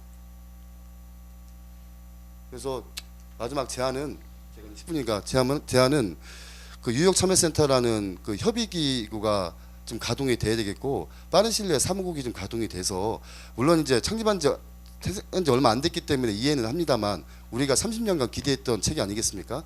그 체계에서 실무 단위를 가동시켜서 좀 시민이 체감하는 기본 계획을 수립해야 되고 시민이 참여하는 계획을 수립한다. 그 과정에서 아까 유역 진단 제도는 뭐 좀 큰 틀에서 주민 참여, 시민 참여의 하나의 그 기초제가 될 것이다. 이런 판단이 듭니다. 저는 여기까지 말씀드리겠습니다. 예, 감사합니다. 하실 말씀 많으시죠? 우리 지금 이제 오늘 토론에 나서실 분들이 아마 그 발제하신 내용의 보완해서 더 많은 이야기를 하게 될 것 같아서 제가 정리는 하지 않겠습니다. 예, 다음 바로 토론 들어가겠습니다. 우리 12분의 토론 11분이군요. 11분의 토론자를 모셨는데요. 순서는 요역에 대표님들 먼저 토론하시고 뭐 그런 식으로 제가 순서를 좀 정해봤습니다. 그래서 하천사랑운동의 김재성 대표님 모셨습니다. 한 가지만 말씀을 제가 오늘 드리고자 합니다. 오늘 추천 묵토럼에서 굉장히 신경을 써가지고 그 1세션에 보면 저걸 발표를 했어요. 제가 참석을 했는데 그 하천의 자연성 훼손 요인과 회복 방안이라고 해가지고 김범철 교수님이 우리나라 하천의 자연성 훼손 요인을 발표를 해주셨고 권민혁 사무관 환경부 사무관께서 하천 수행태의 연속성 개선 추진 정책을 지금 환경부 입안하고 하는 그 내용을 들었습니다. 이게 저는 토론자는 아니었지만 그 말씀을 한 가지 드린 게 있어요. 하천을 복원을 하기 위해서 지금 지자체들은 10년에 한 번씩 지자체 갖고 있는 모든 지방 2급 하천을 계획을 새로 변경을 합니다. 그러면 이때 참석해서 의견을 내는 게 저는 되게 중요하다고 보거든요. 근데 거기에 NGO가 꼭 부분이 들어가 있습니다. 그 NGO가 들어가서 그 하천 기본 계획을 세우는데 의견을 내고 의견이 받아들여지는지 이걸 확인도 하고 하는 과정이 있는데 지금 우리 광역지자체에 있는 NGO들이 좀 서로 어렵다 보니까 이 자문에 참여할 수 있는 활동가를 못 기르고 있어요. 그 활동가를 기르면 그 활동가들이 그 하천 기본 계획 자문을 하고 그 자문한 내용이 반영되도록 하면은 오늘 이 섹션에서 발표한 내용들이 많은 부분이 커버가 됩니다. 많은 커버가 되는데 그걸 제가 지금 인천에서 한번 이걸 말씀을 드렸었는데 다시 한번 말씀드리면 오대강 유역 협의회니까 유역 협의회 차원에서 이 하천 기본 계획에 자문위원으로 참여할 수 있는 활동가를 광역지자체 최소한 서너 명 정도는 좀 양성을 해서 참여를 시켰으면 좋겠다. 그래서 그 계획을 다음 시간이 나면 저희 논의를 할 수 있으면 좋겠다는 말씀을 마치겠습니다. 고맙습니다. 감사합니다. 인력 양성 중요성 이야기해 주셨는데요. 감사합니다. 다음은 백승호 회장님께 부탁드리겠습니다. 광양환경동연합의 백승호 회장님. 영상강의 그 우리 김광훈 대표님 차로 제가 운전한데도 목사님이 끝까지 그냥 하시겠다 하고 송구스럽게 6시간 반 만에 얘기를 왔습니다. 국토가 좁은데도 불구하고 좀 멀다라는 느낌이 항상 듭니다. 이렇게라도 그 매년 뵐 수 있게 돼서 참 다행이다 싶기도 하고 어쨌든 코로나를 잘 이겨냈으면 하는 그런 마음도 있고 더불어 박형수 회장님이 원래 오려고 했습니다. 기획은 급하게 오늘 내일 이틀 사이에 예상치 못한 일정이 생겨서 못 오게 돼서는 제가 양해 말씀을 드리고요. 지난번 수회 때 어쨌든 전국의 여러 동기들께서 먼 길 마다않고 와서 도와주셨는데 물론 그날 감사하다는 말씀을 드리기는 했지만은 이 자리를 빌어서 또 한 번 더 심심한 감사의 말씀을 드립니다. 이제 문제가 생기니까 전국이 모여서 막 난리도 나고 막 그런 상황이 이제 되잖아요. 우스갯소리로 금년 같은 이런 수해가 한 2번 더 나야 뭐가 되려나 이런 얘기를 현장에서 하기도 합니다. 볼멘 소리기도 하고요. 사실은 이제 이걸 어디를 때려야 하는지는 우리 다 내용들은 다 알고 있잖아요. 그거는 그런 문제들 때문에 통화물 관리가 돼야 된다라고 이렇게 해왔고 이제 그것이 완성이 돼서 뭔가 좀 일사천리로 될 것 같았는데 각 유형마다 강마다 또 이제 볼멘 소리들이 있습니다.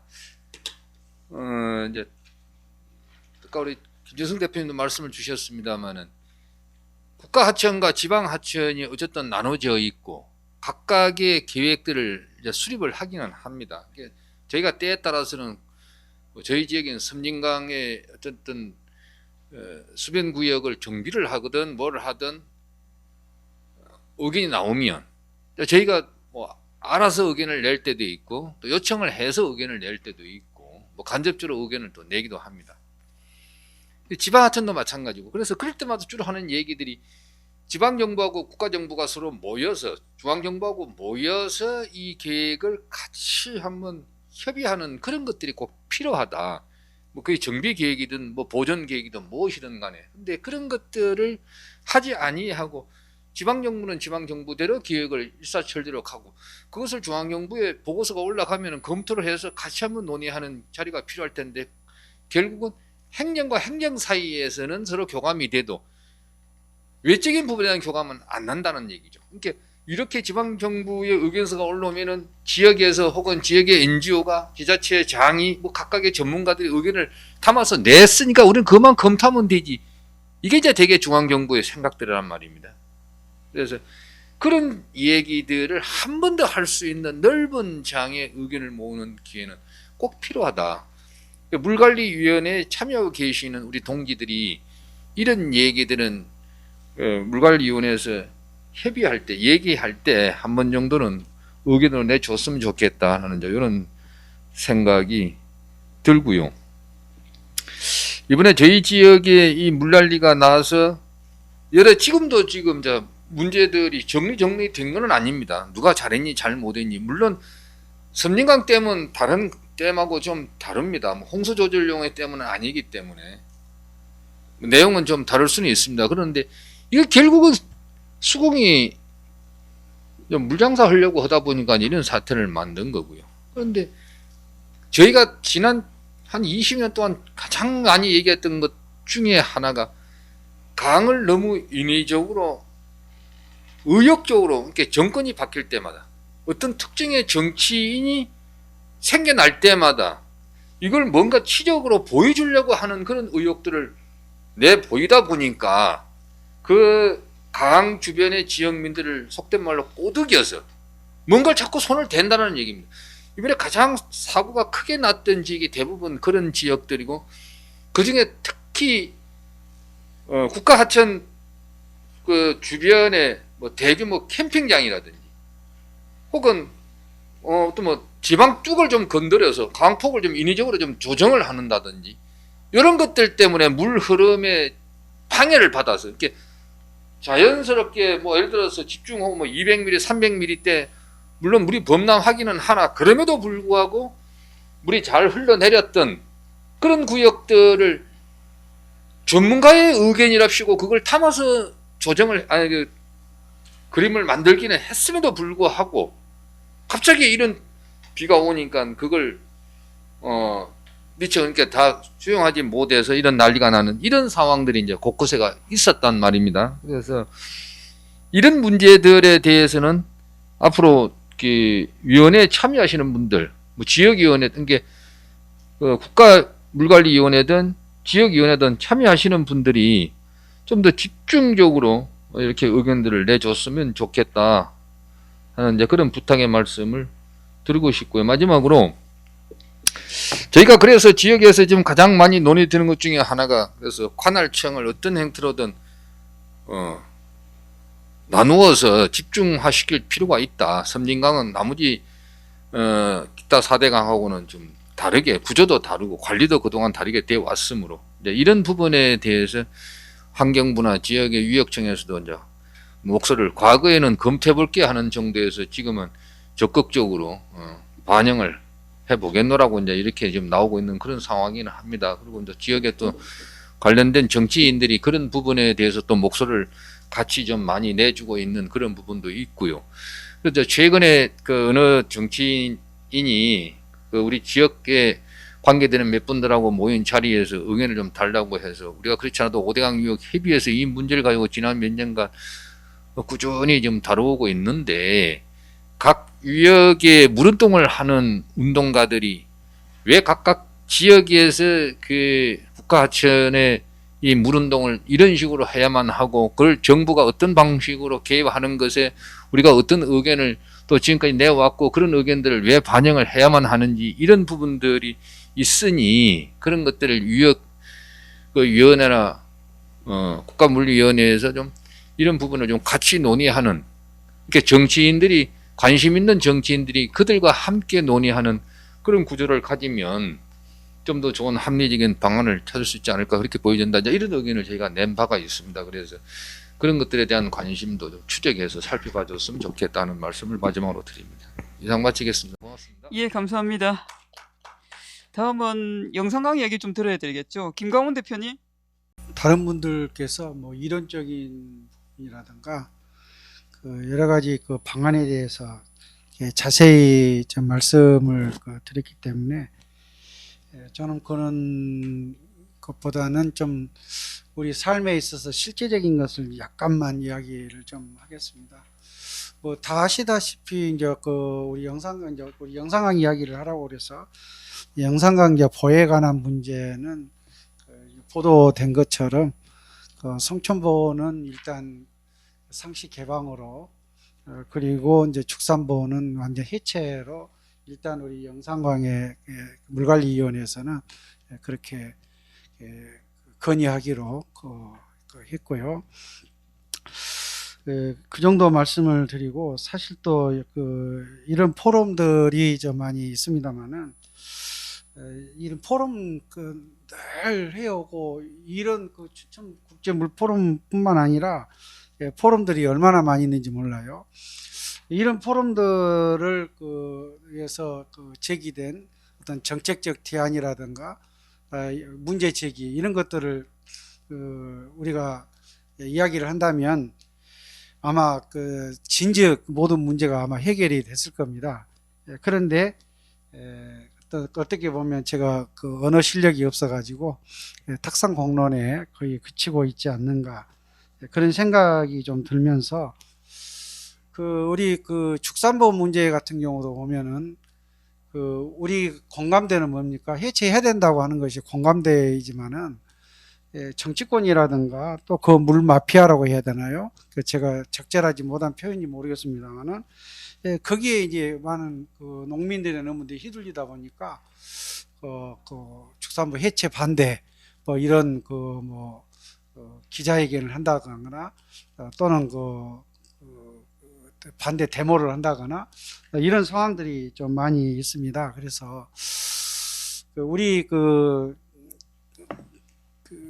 동지들이라고 해야 되나요? 우리 환경운동 하신 분들의 어떤 의식 문제도 중요하겠지만은 이런 정치권이나 물마피아에 휘둘리지 않는 어떤 국민 홍보라든가 함께 가는 그런 교육이 좀 많이 필요하겠다라고 하는 생각을 좀 많이 합니다. 그리고 아까 수질 문제에 관하여서도 어떤 저는 정책적인 것보다는 텔레비전에 보면 광고가 많이 나와요.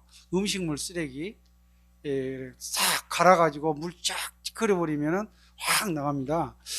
이것에 관한 것, 우리가 수질 문제에 관해서 뭐 정책을 대안하고 하는 것도 중요하겠지만은 이 광고에 대한 과연 음식물 쓰레기를 그렇게 버려서 또 괜찮은가에 대한 연구라고 해야 될까요? 대안이라고 해야 될까? 이것이 좀 필요하지 않나 그런 생각을 좀 하고요. 그리고 저를 깜빡 잊었습니다만은 역사 그랬을 때에 문화 역사만 좀 생각이 왔어요. 그런데 물의 역사 그래서 제가 굉장히 좀 쇼킹 감동을 좀 받았습니다. 그래서 물의 역사 어떻게 보면 잊혀진 역사가 아닌가 해서 이것을 다시 한번 되살리는 그런 운동이 좀 있었으면 좋겠다 하는 생각을 좀 해서 왔습니다. 물의 역사 화이팅.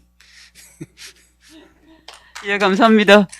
물 관리에 있어서 지역에 오랫동안에 우리 선조들부터 쭉 해왔던 지혜를 나누는 그런 이야기인 것 같은데요. 그 부분에 대해서 우리가 또 조금 더 확산시킬 수 있는 그런 계기들을 만들 필요는 있을 것 같습니다. 예, 다음은 한강 쪽에서 이야기를 들어야 되는데요. 최자 대표님, 인천물과미래 대표님. 죄송합니다. 제가 토론자를 제 마음대로 지정해가지고 되게 부담스러워하시고 있는 것 같은데 언제 그거 하나? 뭐 하셔야 돼요?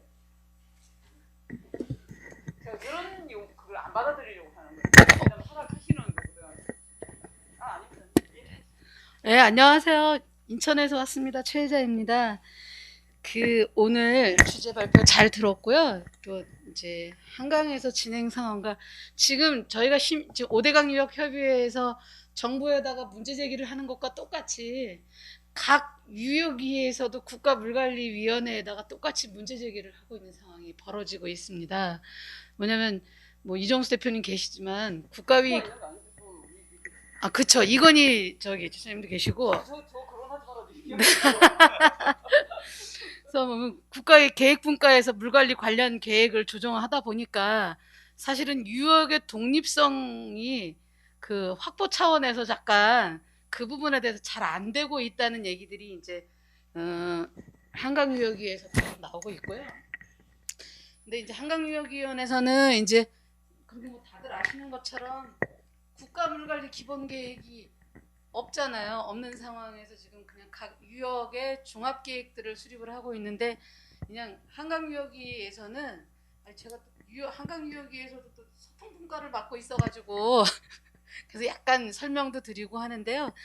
그 어쨌든 간에 계획분과와 계획분과 소위원회를 중심으로 해서 회의를 열 몇 차례를 하면서 의견 수렴을 계속 해왔습니다. 그래서 과업지시서를 만들었어요. 그래서 10월 21일 날 일단 토론회도 하고 그 다음부터 어느 정도 정리가 되면 이제 찾아가는 이 기본계획 그 유역계획 관련해서 설명회도 하고 이제 그렇게 할 계획을 갖고 있는데요. 이제 이 과업의 범위를 대권역, 중소요역뿐만 아니라 특히 한강 하구를 갖다 포함을 했습니다. 한강은 그 다음에 그 오늘 김희영 교수님 발표하신 내용 천만다행인 게 이렇게 자료를 보니까 그 유역 물환경 보전 안에 유역 수질 관리 역량 제고 부분에 유역 진단이라는 개념을 넣었어요. 가로 안에. 그래서 유역 진단 그거를 갖다 도입을 하는 거를 이제 과제에다 넣었고요. 그다음에 모니터링, 뭐 중점 개선 지역 선정 등을 하고요. 특별히 또 이제 하천 유역 수전 계획이 관리 계획이 동시 이제 이미 국토부에서 발주를 해서 진행되는 거를 갖다가 우선 멈춤하고 이제 그 유역 물관리 한강유역 물관리 종합 계획하고 같이 할 수 있는 부분의 방안을 좀 접점을 찾아가지고요. 이제 이것들이 이제 같이 할 부분, 연계해서 할 부분, 또 어쨌든 상위법이 물관리 기본계획이니 기본법이니까 이걸 맞춰서 하는 부분에 대해서 조정을 해서 다시 이제 하천 유역 수전 계획은 다시 용역을 재개를 했고요. 이제 이 부분을 맞춰갖고 특히 이제 거버넌스 시민 참여 부분, 그다음에 그 시민사회 활성화 부분. 도 이렇게 내용이 이제 담아서 내용에는 담았어요. 이제 과업 지시서에는 그것이 어떻게 될지 내용을 담아가고 살을 채우는 건 이제 유역에 있는 시민사회 역할이 이제 남았고요. 그리고 이제 이 부분에 대해서 유역 참여센터가 될지 아니면 뭐 포럼 형태가 될지는 사실 많은 의견 수렴을 또 해야 되는 거라고 생각을 해요. 왜냐면 어렵게 해서 만들어놔서 그 박사학위 따신 분들이 차고 들어가는 그런 자리 만들어주는 개념의 운동을 저희가 하는 게 아니잖아요. 진정한 유역 참여센터가 되려면 유역의 구성원들이 활동가들이 역량이 김재승 대표님 말씀하신 역량이 돼야 되거든요. 근데 이렇게 보면은 지역에서도 이제 인천 지역에 가서도 이렇게 뭐 이런 하천 관련 위원회 이렇게 회의하고 이제 현장 가서 보면 답답한 게 뭐냐면 엔지니어링이나 그 이제 행정에서 오시는 분들은 거의 입을 맞추고 오잖아요. 전문가분들도 대부분 입을 맞추고 오세요. 특별하신 분 빼놓고는. 그러면 거기서 문제 제기를 했을 때 이걸 받쳐줘야 되고 같이 얘기를 해줘야 되는데 말씀을 한마디도 안 하세요. 단체에서 오셨는데 그러면 제가 이렇게 입으로 뻥긋뻥긋해요. 말씀 좀 하시라고 제발.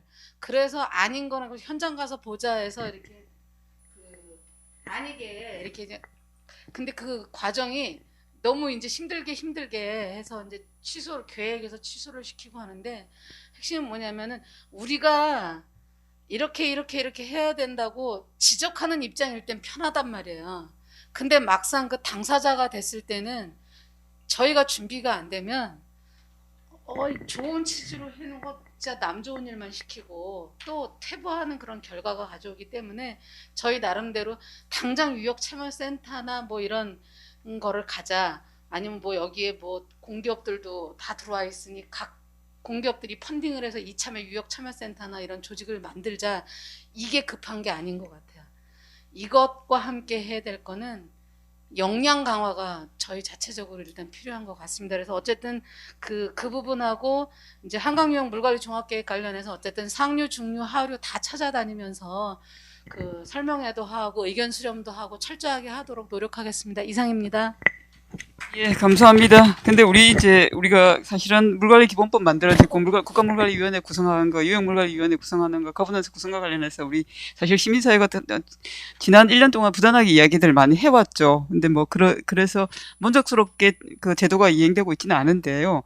사실 국가물관리 기본계획 수립은 국가물관리위원회가 구성되기 전에 환경부가 이미 용역을 줘서 진행하고 있었던 거죠. 그래서 우리 아마 유진수 선생님이나 우리 몇 사람이 계속 문제 제기했던 거에게 사실 지금 통합물관리 위해서는 가장 기본적으로 유역을 중심으로 한 물관리가 바텀업 형태로 가야 되는 부분인데 실제로 이행되는 부분에서 오히려 그 탑다운 형태로 진행되는, 특히 국가물관리 기본계획이 우리 지난 30년 동안에 통합물관리를 주장해오고 해왔던 부분에서 이행되는 첫걸음임에도 불구하고 이행 상황 부분에서는 전혀 그렇게 진행되지 않았다는 점을 우리 스스로 되게 문제제기를 많이 했습니다. 근데 지금 유역 물관리 종합계획 수립하는 단계에 들어갔는데요. 그조차도 지금 현재로서는 유역 물관리위원회가 중심이 돼서 논의를 하지만 실제로 지역의 다양한 예당사자들의 의견을 수렴해서 기본 계획 수립과 관련된 기본적인 방향을 설정하고 있지는 않다는 거죠.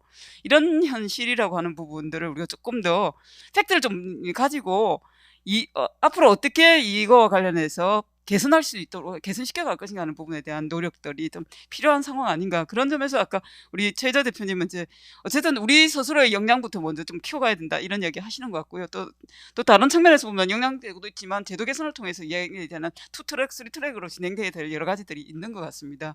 그래서 변화된 상황 속에서 우리의 활동을 어떻게 가져갈 것인가 하는 부분에 대한 논의들이 지난하게 좀 더 이루어져야 될 부분이 있는 거 아닌가. 오늘 그런 자리에 그럽니다.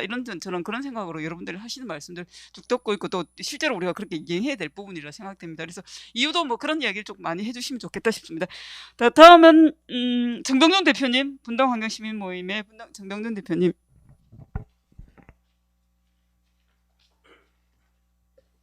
예, 안녕하세요. 정병준입니다.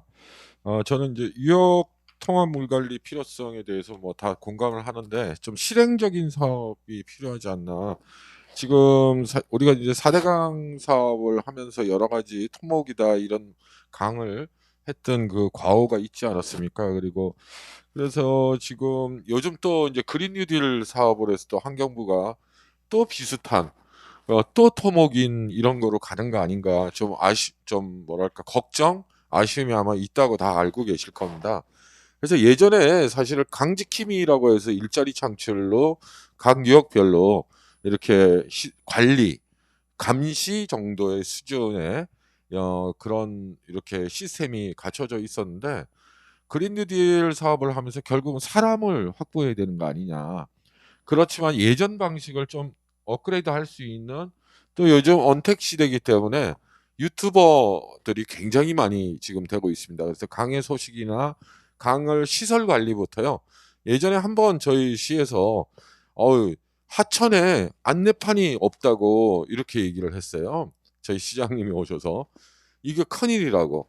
근데 없었던 게 아닙니다. 몇 년 전에 대대적으로 4, 5억을 들여서 전부 안내판을 만들었는데 보통 2년에서 3년쯤 되면은 내구성이 떨어지면서 글자가 떨어지기 시작합니다. 그러면 싹 다 철거해 버려요. 다시 또 4, 5억을 들여야 돼요.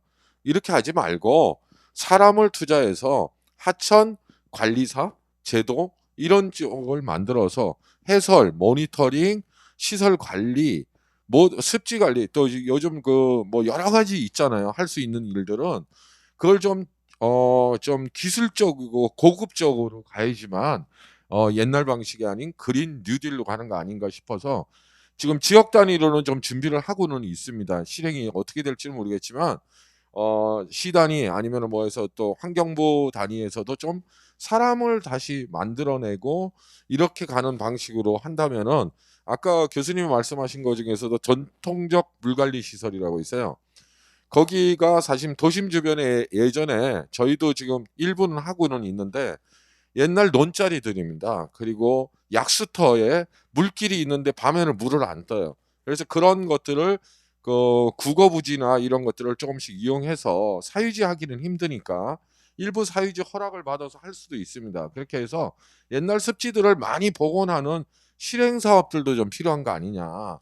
그렇게 그게 조그마한 행동을 했을 때 전국적으로 확대되는 운동으로 갔을 때 우리 여기도 이제 또랑 살리기 전문가분들도 많이 계신데 그런 일환의 제2의 그런 운동들이 좀 더 확산된다면은 유역 관리에 있어서도 굉장히 좋은 선례를 남길 수 있지 않겠는가. 요즘 언택 시대입니다. 이거 안 없어질 것 같아요. 그래서 그런 쪽에서도 좀 관심을 많이 가졌으면 좋겠다는 생각입니다. 감사합니다. 고맙습니다. 우리 그린뉴즈가 그냥 할 이야기 많으시죠. 예, 다음은 그 남도 에코센터의 조수정 팀장님. 네, 다.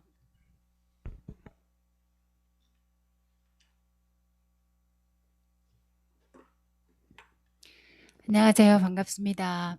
저는 남도에코센터 팀장이 아니고 사무국장이고요. 네, 그리고 물사랑 배움터의 교육팀장으로 일하고 있습니다. 네, 제가 이 자리에 온 거는 김도용 물관리위원회 정책위원장님이신 차장님을 대신해서 온 건데요. 제가 이 거창한 담론에서 할 말이 없습니다. 듣고 배우고 가는 걸로 제가 이렇게 만족하고 갈 건데요. 그래도 나왔으니까 우리 여기 대표님, 의장님, 처장님 뭐 이런 대단하신 분들이 오셨는데 이 자리에서 그냥 가기는 뭐해서요. 제가 12일 날 울산에 무거천 태화강에 있는 무거천 그쪽 울산 포럼에 다녀왔어요. 그런데 거기에서 그 무거천이 수해로 굉장히 많은 피해를 받더라고요. 그래서 이제 그 원인을 김진홍 중앙대 교수님 팀들이 가서 이렇게 조사를 했어요. 그랬더니 보니까 무분별한 개발과 시설물을 설치를 해서 그것 때문에 원인이 됐고 또 정말로 고쳐야 할 부분을 고치지 않고 다른 부분으로 이렇게 투자를 하고 했더라고요. 그래서 이제 뭐 예를 들면 길이 있는데 그 길에 필요 없는 데크를 설치를 해서 물의 이렇게 흐름을 방해하는 또는 이제 다리가 있는데 다리가 너무 낮아요. 낮으면 그것을 아치형으로 높이든지 높이를 높여줘야 되는데 그거는 생각하지 못하고 다른 부분으로 옆에 아파트가 있는데 그 아파트에 사람들이 많이 살지는 않아요. 그런데 거기에 길을 내서 길을 내서 거기에 이렇게 무분별한 시설물을 설치를 함으로써 물의 흐름을 방해해서 그렇게 굉장히 많은 피해를 입고 해년마다 그렇게 피해를 입는데 또 그 부분을 또 이렇게 원인 조사하는 중에 뭐를 알았냐면 하천의 호환공을 또 무분별하게 이렇게 설치를 해가지고 7, 8개 되는 무분별한 그 호환공 설치로 인해서 또 생태계 파괴 원인으로 이렇게 조사가 되어졌더라고요. 그래서 그 통합물관리위원회 수립을 할 때는 좀 그런 보완도 해서 이렇게 했으면 좋겠다는 어수선한 말을 전하고요. 예, 예, 귀가 있으면 들릴지어다. 네, 그 많은 그 훌륭하신 분들이 있기 때문에 이런 것도 참작하리라 믿고 저는 이만 물러가겠습니다. 네. 예, 감사합니다. 우리 춘천물 포럼에 처음 오셨죠? 앞으로 자주 오시기 바랍니다. 예, 감사합니다. 다음은 이광호 대표님.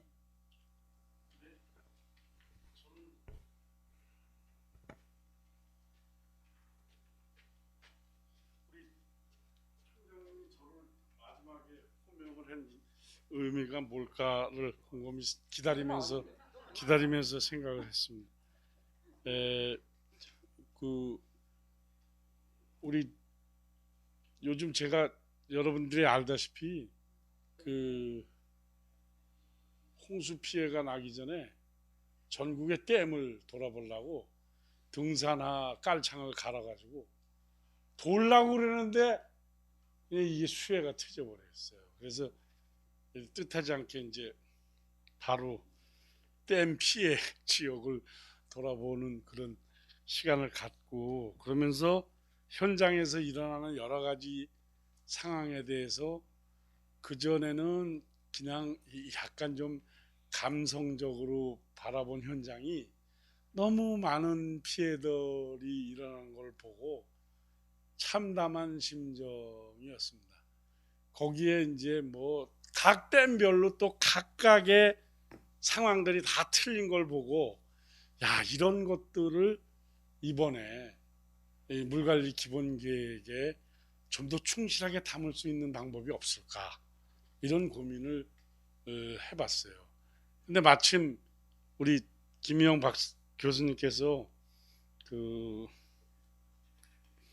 유역 진단이라는 새로운 그 용어를 듣고 귀가 번쩍 뛰었는데, 그런 유역별로 그런 진단들을 종합적으로 좀 잘 해서 그걸 담아야 또 앞으로 소소한 그런 것들이 좀 완전히 뭐 홍수나 이런 피해들이 없을 수는 없지 않습니까? 뭐 500년 빈도의 비가 내리는 상황이고 그 국지성 호우가 오는데 어떻게 그걸 다 예측을 하고 막아낼 수 있겠습니까? 근데 늘 매년 재발되는 그런 상황들이 몇 가지 있지 않습니까? 그런 것들은 좀 더 이런 기본 계획에 좀 담아서 그래서 좀 할 수 있겠다, 했으면 좋겠다는 그런 간절한 바람을 가져보고요. 그리고 이 과거에는 그런 풍수해가 일어나면 이게 이제 그냥 하늘이 내린 재앙으로 생각을 했는데, 올해 섬진강, 용담댐, 대청댐에서는 이게 이제 인재로 이 상황이 이제 최초로 이게 인정이 되다 보니까 그 피해받은 유역 주민들의 배상 보상 문제가 피부적으로 상당한 저항력이 좀 있을 것이다. 그래서 이 갈등 비용을 과연 어떻게 효율적으로 이걸 시스템에다 도입을 할 거냐. 지금 댐법을 보면요, 댐 관련해서의 댐 피해 지역에서 일어나는 피해 관련된 보상이나 배상은 전혀 없어요.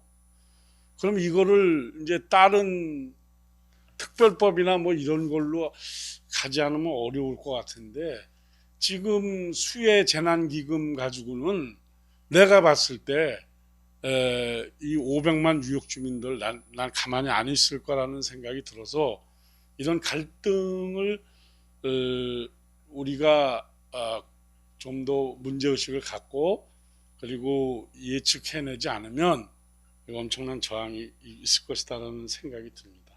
그리고 또 한 가지는 우리 그 최충식 총장님이 담아냈듯이 이 주민이 반드시, 이해 당사자가 반드시 참여되는 그런 기본 계획이 나와야 그런 갈등이 문제가 일어났을 때 그런 갈등 비용도 상당히 줄여나갈 수 있겠다. 그러니까 계획 단계에 이해 당사자들이 다 참여하게 해서 기본 계획을 짜야 된다. 그거를 이번에 모냥이나 신용이라도 내지 않으면 이것이 물 기본 계획은 나는 사상 누각이다, 이런 생각을 하면서, 마지막으로 지금 이제 저희가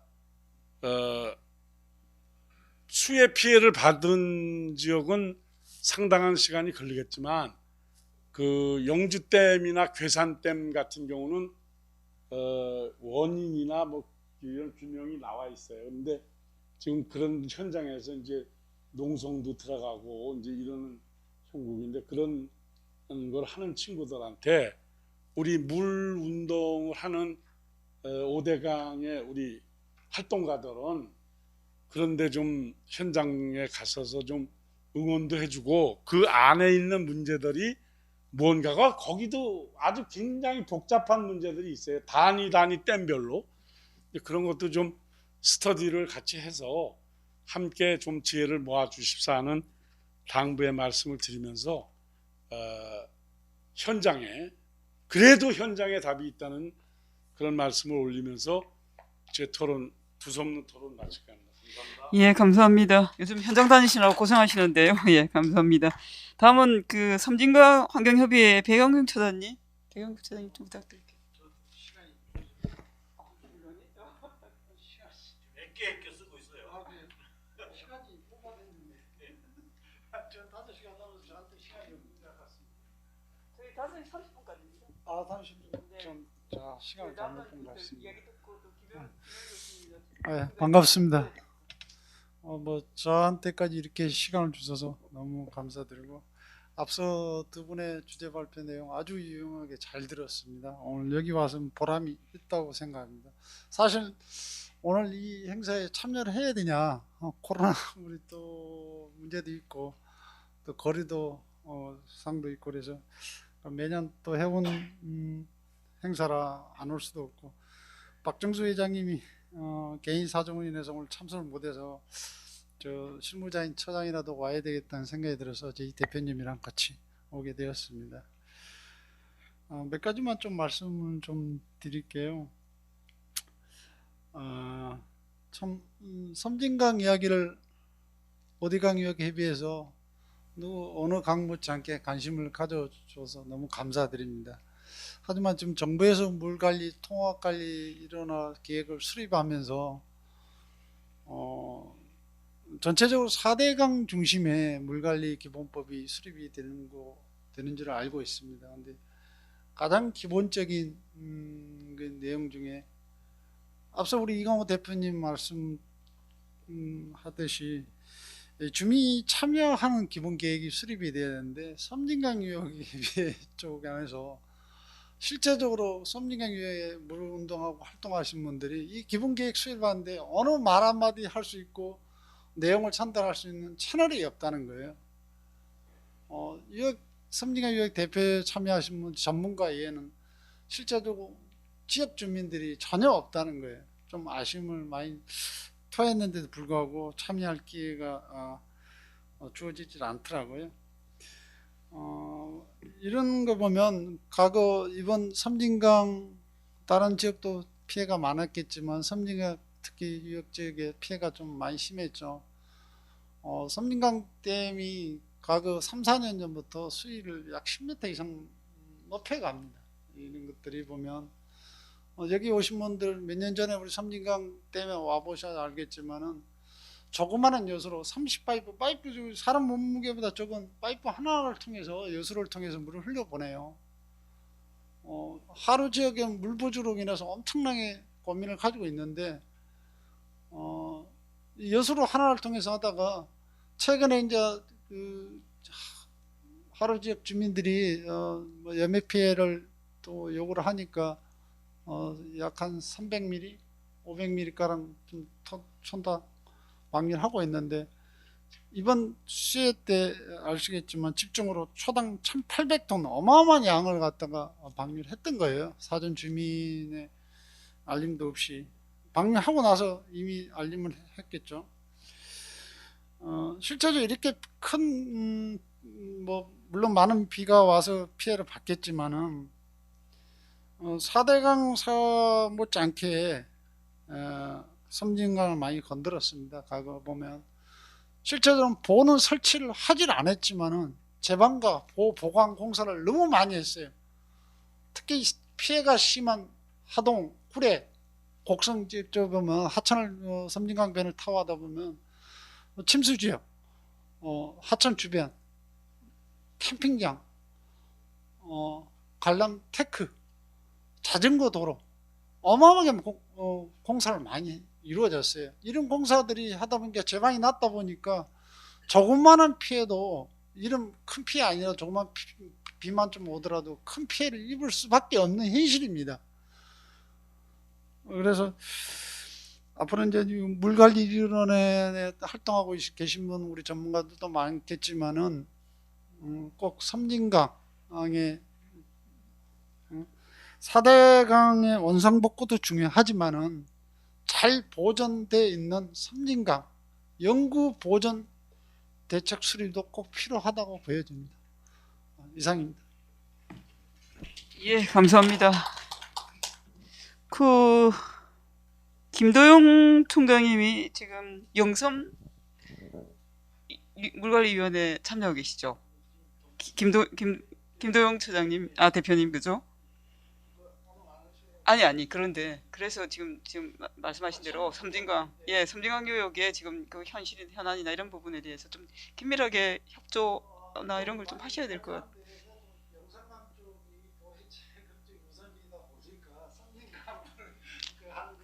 예. 알겠습니다.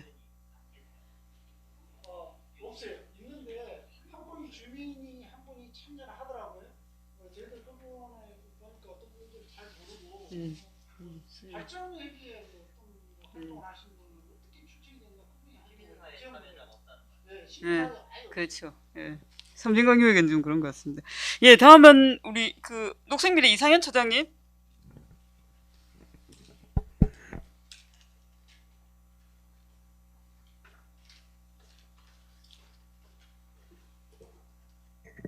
예, 저 이상현입니다.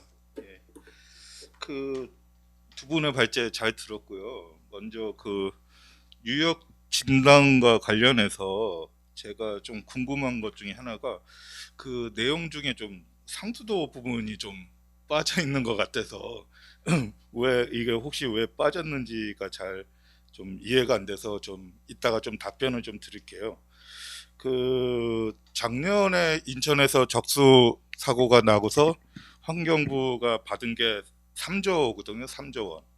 예, 3년 동안.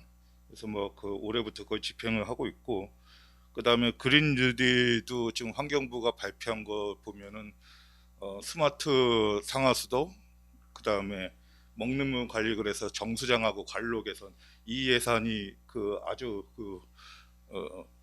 많은데, 물론 이제 유역 진단도 있기는 있죠. 21개 하천은 유역 진단한다는 그린 뉴딜의 그 내용도 있기는 한데, 거기에 비하면은 스마트 물 관리와 그다음에 먹는 물 관리 쪽에 굉장히 좀 예산이 많은데, 그런 부분에 대해서 좀 어떻게 생각하시는지 좀 얘기 좀 듣고 싶고요. 그다음에 최충식 총장님의 물 관리 기본 계획을 시민 체감형으로 만들자는 거에 대해서는 꼭 그렇게 됐으면 좋겠습니다. 예, 지금 현재는 이렇게 국가 물관리 기본 계획은 KEI가 하고 있기는 한 거는 알고는 있는데, 한번 의견을 들어보는 것도 아니고 이 시민사회하고는 전혀 별개로 돼가고 있어가지고 참 우리랑은 딴 나라 얘기 같고요. 그나마 좀 다행스러운 게 좀 한강유역은 우리 시민사회 의견을 전폭적으로 많이 좀 듣겠다고 오늘 또 대표님이 말씀을 해주셔가지고 좀 다양스럽게 생각을 좀 합니다. 그래서 꼭 좀 시민체감형으로 꼭 좀 만들어 주시기 바랍니다. 고맙습니다. 예, 감사합니다. 근데 국가물관리 기본계획 수립하는 부분이 상당히 어쨌든 지금 영역 진행되고 있어서 국민들 그러니까 전체적으로 유역 권역별로 해서 우리 옛날 방식의 권역으로 해서 공청회 이런 거 진행하고 있다고 들었는데 그거 안 합니까? 국가물관리 기본계획. 공청회 그래요? 유역별로 그러니까 4대강 유역별로 해서 공청회 진행하는 걸로 그렇게 듣고 있는데 네. 그러니까 순회 토론회는 예전에 환경부가 잘하는 방식 그건데 그렇습니까? 그렇군요. 근데 실제로 국가물관리 기본계획 수립하는 부분에서 국가물관리위원회 위원들도 잘 몰라요. 잘 아시겠지만 국가물관리위원회가 용역의 주체가 아니기 때문에 사실은 그거에서 중간 보고를 받거나 그다음에 무슨 보고를 받을 법적 권한이 없는 거죠. 그러니까 필요해서 좀 이야기 좀 하시오 하는 거는 할 수 있는데, 근데 환경부의 롤이거든요. 네, 지금 듣기로는 얼마 전까지 듣기로는 사실은 국민 체감형으로 가자고 하는 부분에 대해서 우리가 매번 이야기를 하고 그렇게 했는데 코로나 때문에 이게 실제로 의원 수렴하거나 이게 좀 안 된다, 안 돼서 뭐 공청회 간다 이렇게 했는데 그게 진행이 안 되고 있는 상황이군요. 사실은 작년에 5차 국토 기본 계획을 수립했습니다. 국토부에서 아시죠? 그러니까 우리나라 국토 관련해서 최상위 계획인 국토 계획을 수립했는데 그 국토 계획 수립하는 과정에서 사실은 시민들을 참여시켜서 그분들에게 의견도 수렴하고 하는 과정을 쭉 거쳐갔거든요. 그래서 그 모형을 좀 이거를 끊임없이 요구했음에도 불구하고 시간도 뭐 한계도 있고 그다음에 지금 뭐 코로나라고 하는 이런 부분도 있고 그다음에 초기에 기본계획 수립 관련한 용역을 줄 때 설계 부분이 그 부분이 들어있지 않다 보니까 진행되지 않은 측면도 있고 그렇습니다. 뭐 그런데 어쨌든 그럼에도 불구하고 그 공청회를 통해서 국민의 의견을 수렴하겠다고 하는 부분은 조금 따져봐야 되는 부분이 있네요. 예, 고맙습니다. 다음은 우리 유진수 처장님, 예, 유역 물관리 관련한 이야기도 좀 해주시고 특히 예. 진단제도 관련한 이야기 좀 주시면 좋겠습니다. 제가 마지막 아니죠? 아, 예, 다행입니다. 그 금강도 유역종합계획 수립 관련돼서 어제 저희 유역회의 운영위원회가 있었는데 핵심은 유역위원회 관련된 활동의 주요 자료나 문서들이 전혀 유역 주민들하고 공유가 안 된다는 거예요. 그래서 금강유역 환경회의를 통해서 사실은 의도적으로 계속 운영위원회나 소통방이나 또 단톡방을 통해서 계속적으로 좀 흘리고 있는 사항인데 금강은 나름대로 어쨌든 현재 뭐 공청회하고 SNS 공유하고 설문조사하고 설명회하고 이런 과정들을 아예 명시를 했고요. 중간보고에 관련된 부분도 필요해 할 때마다 유역위원회에 수시로 그래서 최소한 분기별로 1회 이상은 넣는 걸로 아예 명시를 지금 한 걸로 거업지에서 초안을 지금 만들고 있는 과정에 있습니다.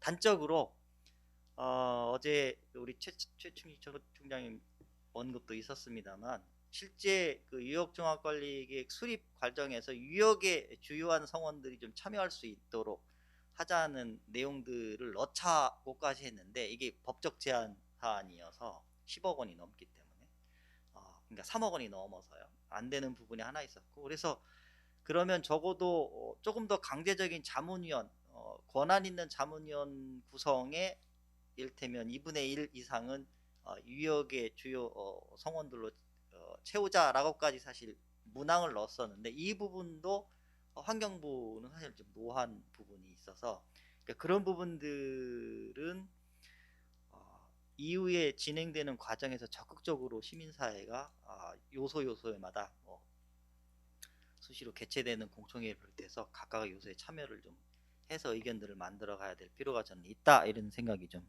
듭니다.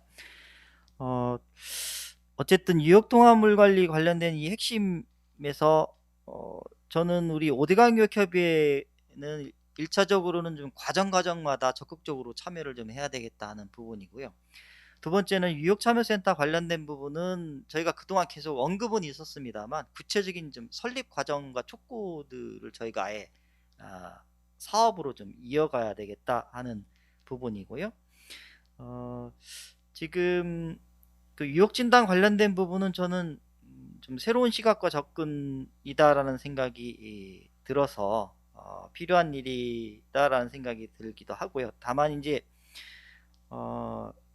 기본 개념 정도만 지금 그 물관리 기본법에 넣자라고 말씀은 해주시고 계신데 그 12조 관련된 그 시행령 내용에 오히려 제안 주셨던 내용들을 좀 담는 게 더 조금 더 개정을 하는데 조금 수월하지 않을까 하는 생각이 들고 다만 저는 이 내용에 추가로 좀 담아야 될 게 유역 진단의 어떤 개념을 도입하는 부분뿐만이 아니고 사실은 컨트롤 타워 역할이 없는 거거든요. 그래서 권한을 정확하게 역할 부여를 해야 될 필요가 있다라는 게 좀 추가가 돼야 될 것 같고 두 번째는 진단 조직을 그럼 어떻게 운영할 거냐에 대한 부분인데 이 부분이 사실은 거버넌스적으로 해결해야 되겠다 하는 부분이고요.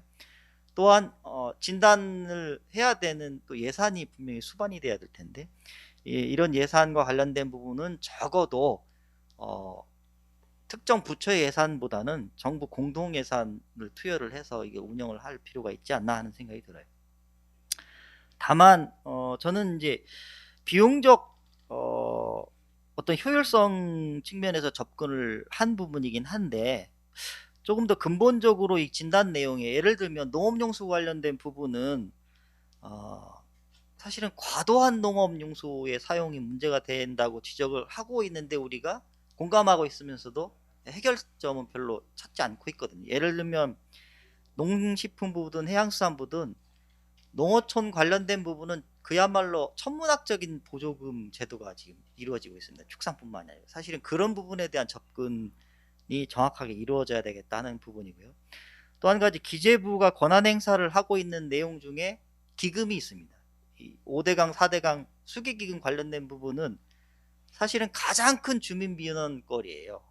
거리라는 표현이 그렇지만 주민들이 가장 애달파하고 어려워하는 부분인데 이 부분에 대한 것들은 사실 별 고려가 없이 진행이 되고 있는 상황이어서 이 내용들이 진단 내용에 반드시 좀 세분화돼서 좀 표현이 됐으면 좋겠다, 추가됐으면 좋겠다 하는 부분이고요.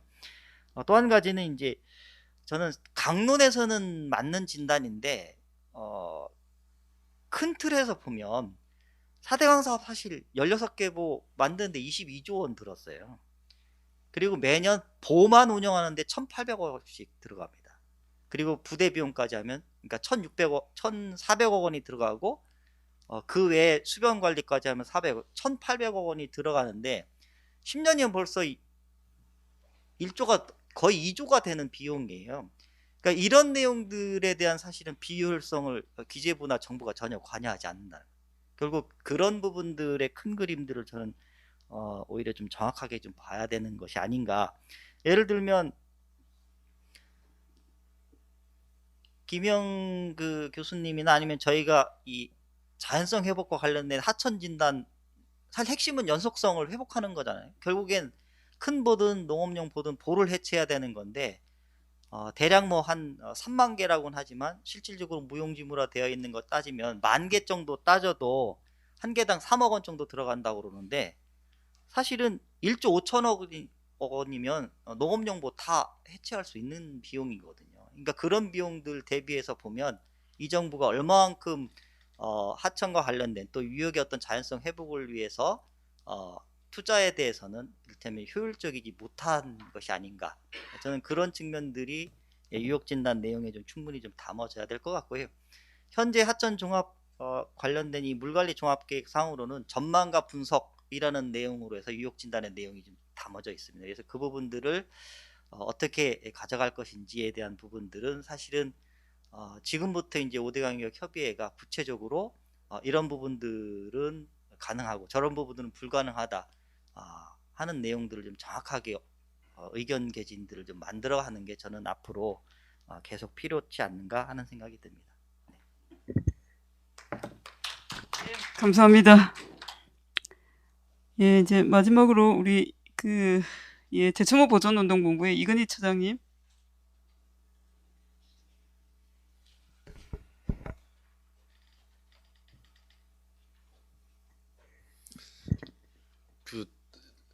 더 이상 무슨 말씀을 드립니까? 열 분이 말씀을 하셨는데 뭐 이렇게 적어놨던 거 말씀드리려 했던 게 거의 말씀들이 나와서 김희영 교수님 말씀하신 유역진단 제도 관련돼서 저는 이제 주민 활용 관리에 대한 부분들 되게 중요하다라고 좀 보고 있고 아마 유역 물관리 계획이든 국가 물관리 계획이든 저는 그 계획을 수립하는 연구 과정에 거버넌스형 연구 방식이 좀 필요할 거라고 생각이 좀 들어요. 그러니까 제가 이제 예전에 어떤 연구하는 과정들을 보니까 어디였더라?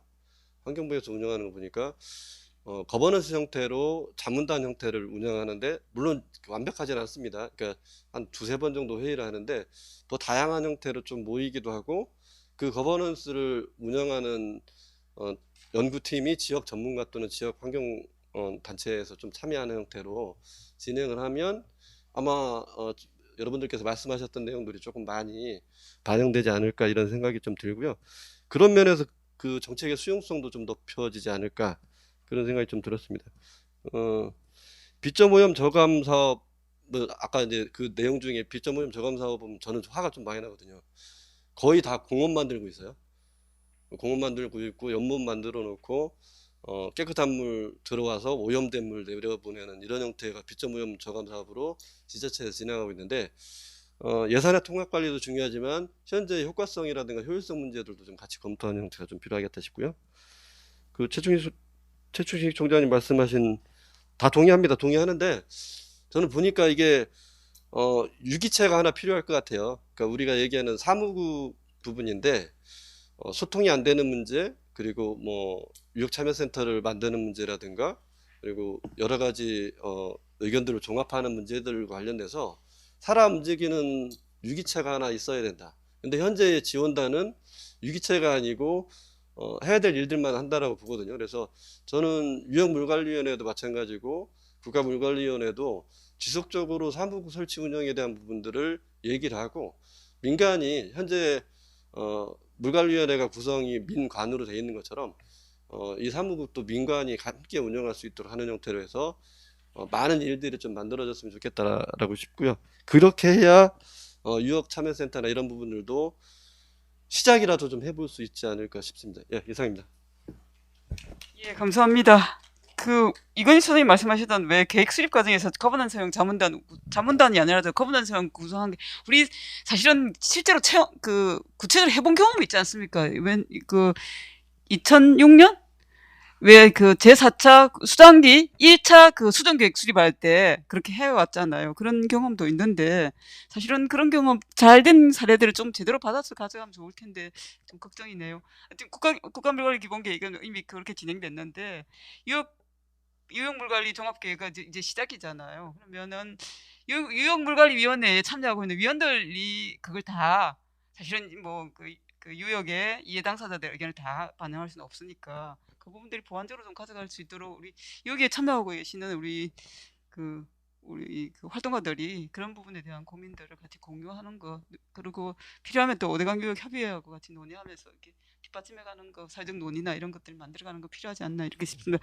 자 이제 11분의 말씀을 들었는데요. 이제 두 분한테 그걸 제가 구체적으로 어느 분이 어떤 질문했다 이렇게 정리해 놓긴 많은데 너무 많아서 그런데 김 교수님 먼저 한번 하시고 또 추가적으로 말씀하실 게 있으면 조금 더 해주시면 좋겠고요. 거기다 아까 많은 분들이 말씀하신 것 중에서 특별히 유역 진단 부분에서 지금 현재 환경부의 수질 개선과 관련되어 있는 재정사업 부분과 관련한 부분으로 통합되어 가는 걸로만 배워지는데 그걸로는 모자라지 않느냐. 그래서 선생님 연구하는 부분에서 어떤 부분을 좀 확장할 것인가라는 이야기 좀 해주시면 좋겠습니다.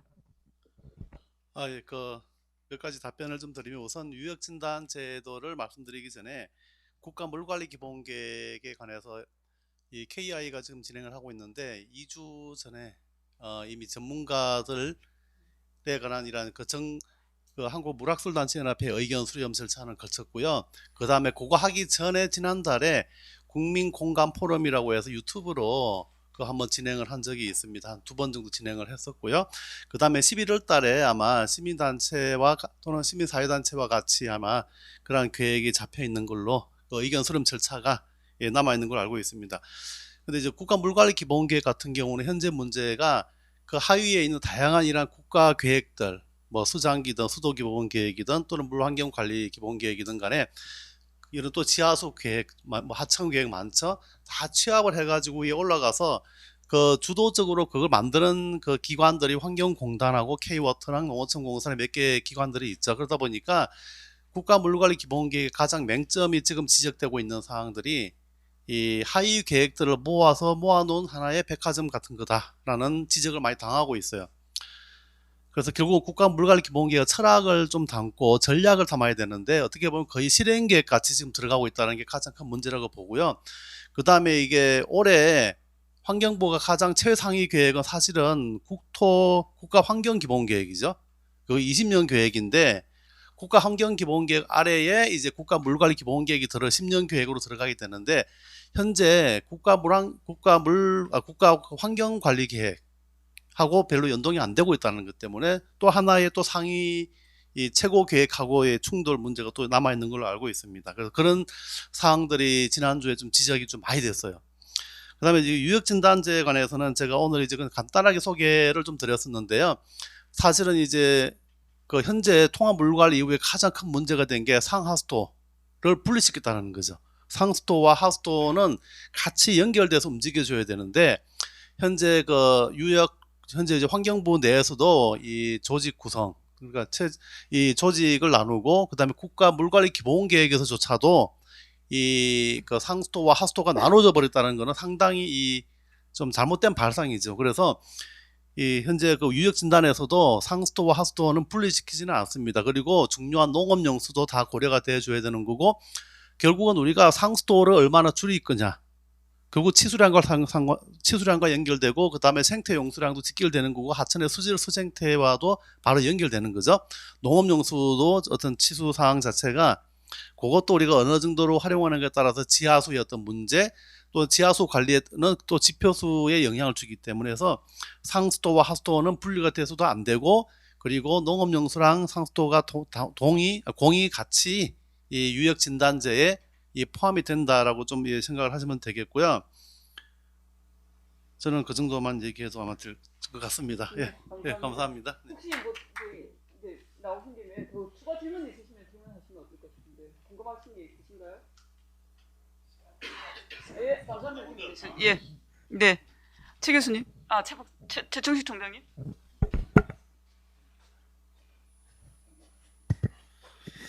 저는 아까 그 김재승 회장님 말씀하신 거에 많이 공감이 되는데요.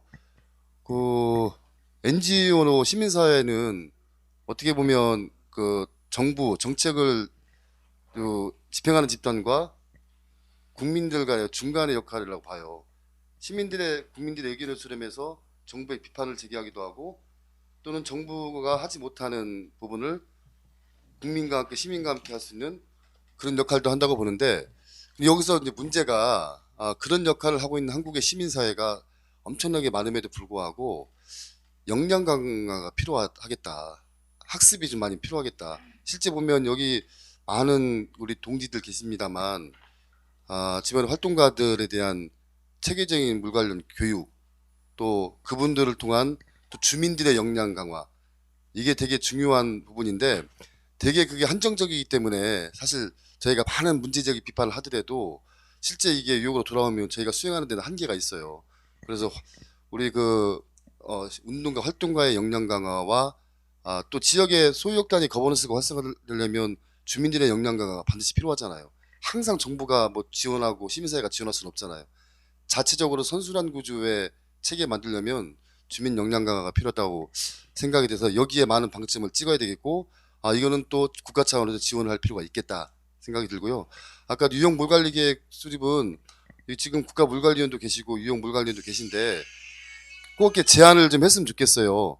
이게 5대강 협의회에 관계된 집단이든 해당 유역에서 활동하고 있는 그 현장을 제대로 알고 있는 집단들이 연구에 참여해서 계획을 세울 때 함께 세울 수 있도록 꼭 유역 물관리위원장께 제안을 드리고 국가 물관리위원장께도 제안을 드려야 어느 정도 이게 참여할 수 있는 데지, 그냥 일반 용역처럼 또다시 정부의 모든 법에 의한 계획 다 모아다가 재배치시키고 시민단체 몇 사람 의견 들어서 하는 것은 아니 될 거라고 생각이 돼서 그런 역할을 해주십사 하고, 유역진단은 앞으로 그 5대강 권역에 계신 분들이 제대로 좀 스터디해서 지역에 진단할 때 꼭 참여하고 현실적 대안을 제시할 수 있도록 하면 좋겠습니다.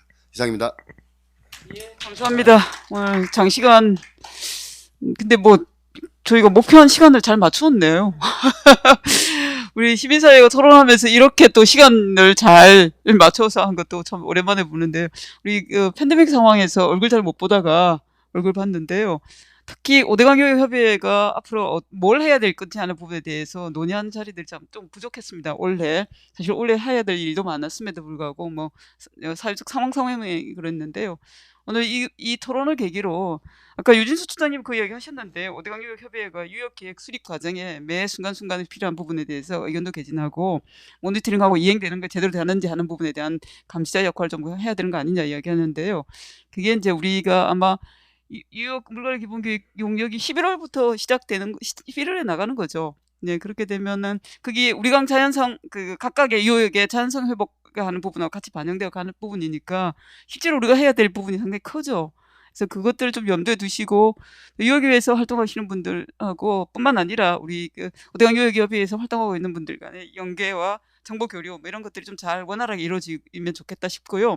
기회 있을 때 우리 저기 김현 교수님 그 연구 용역이 이행되어 가는 과정에 좀 정보 좀 공유해 주시고 저희한테 와서 한번 또 교육도 좀 해주시면 좋겠다 그런 생각이 듭니다. 예, 감사합니다. 우리 오늘 18차 그 춘천물 포럼의 6 세션 마무리 됐겠습니다. 고맙습니다.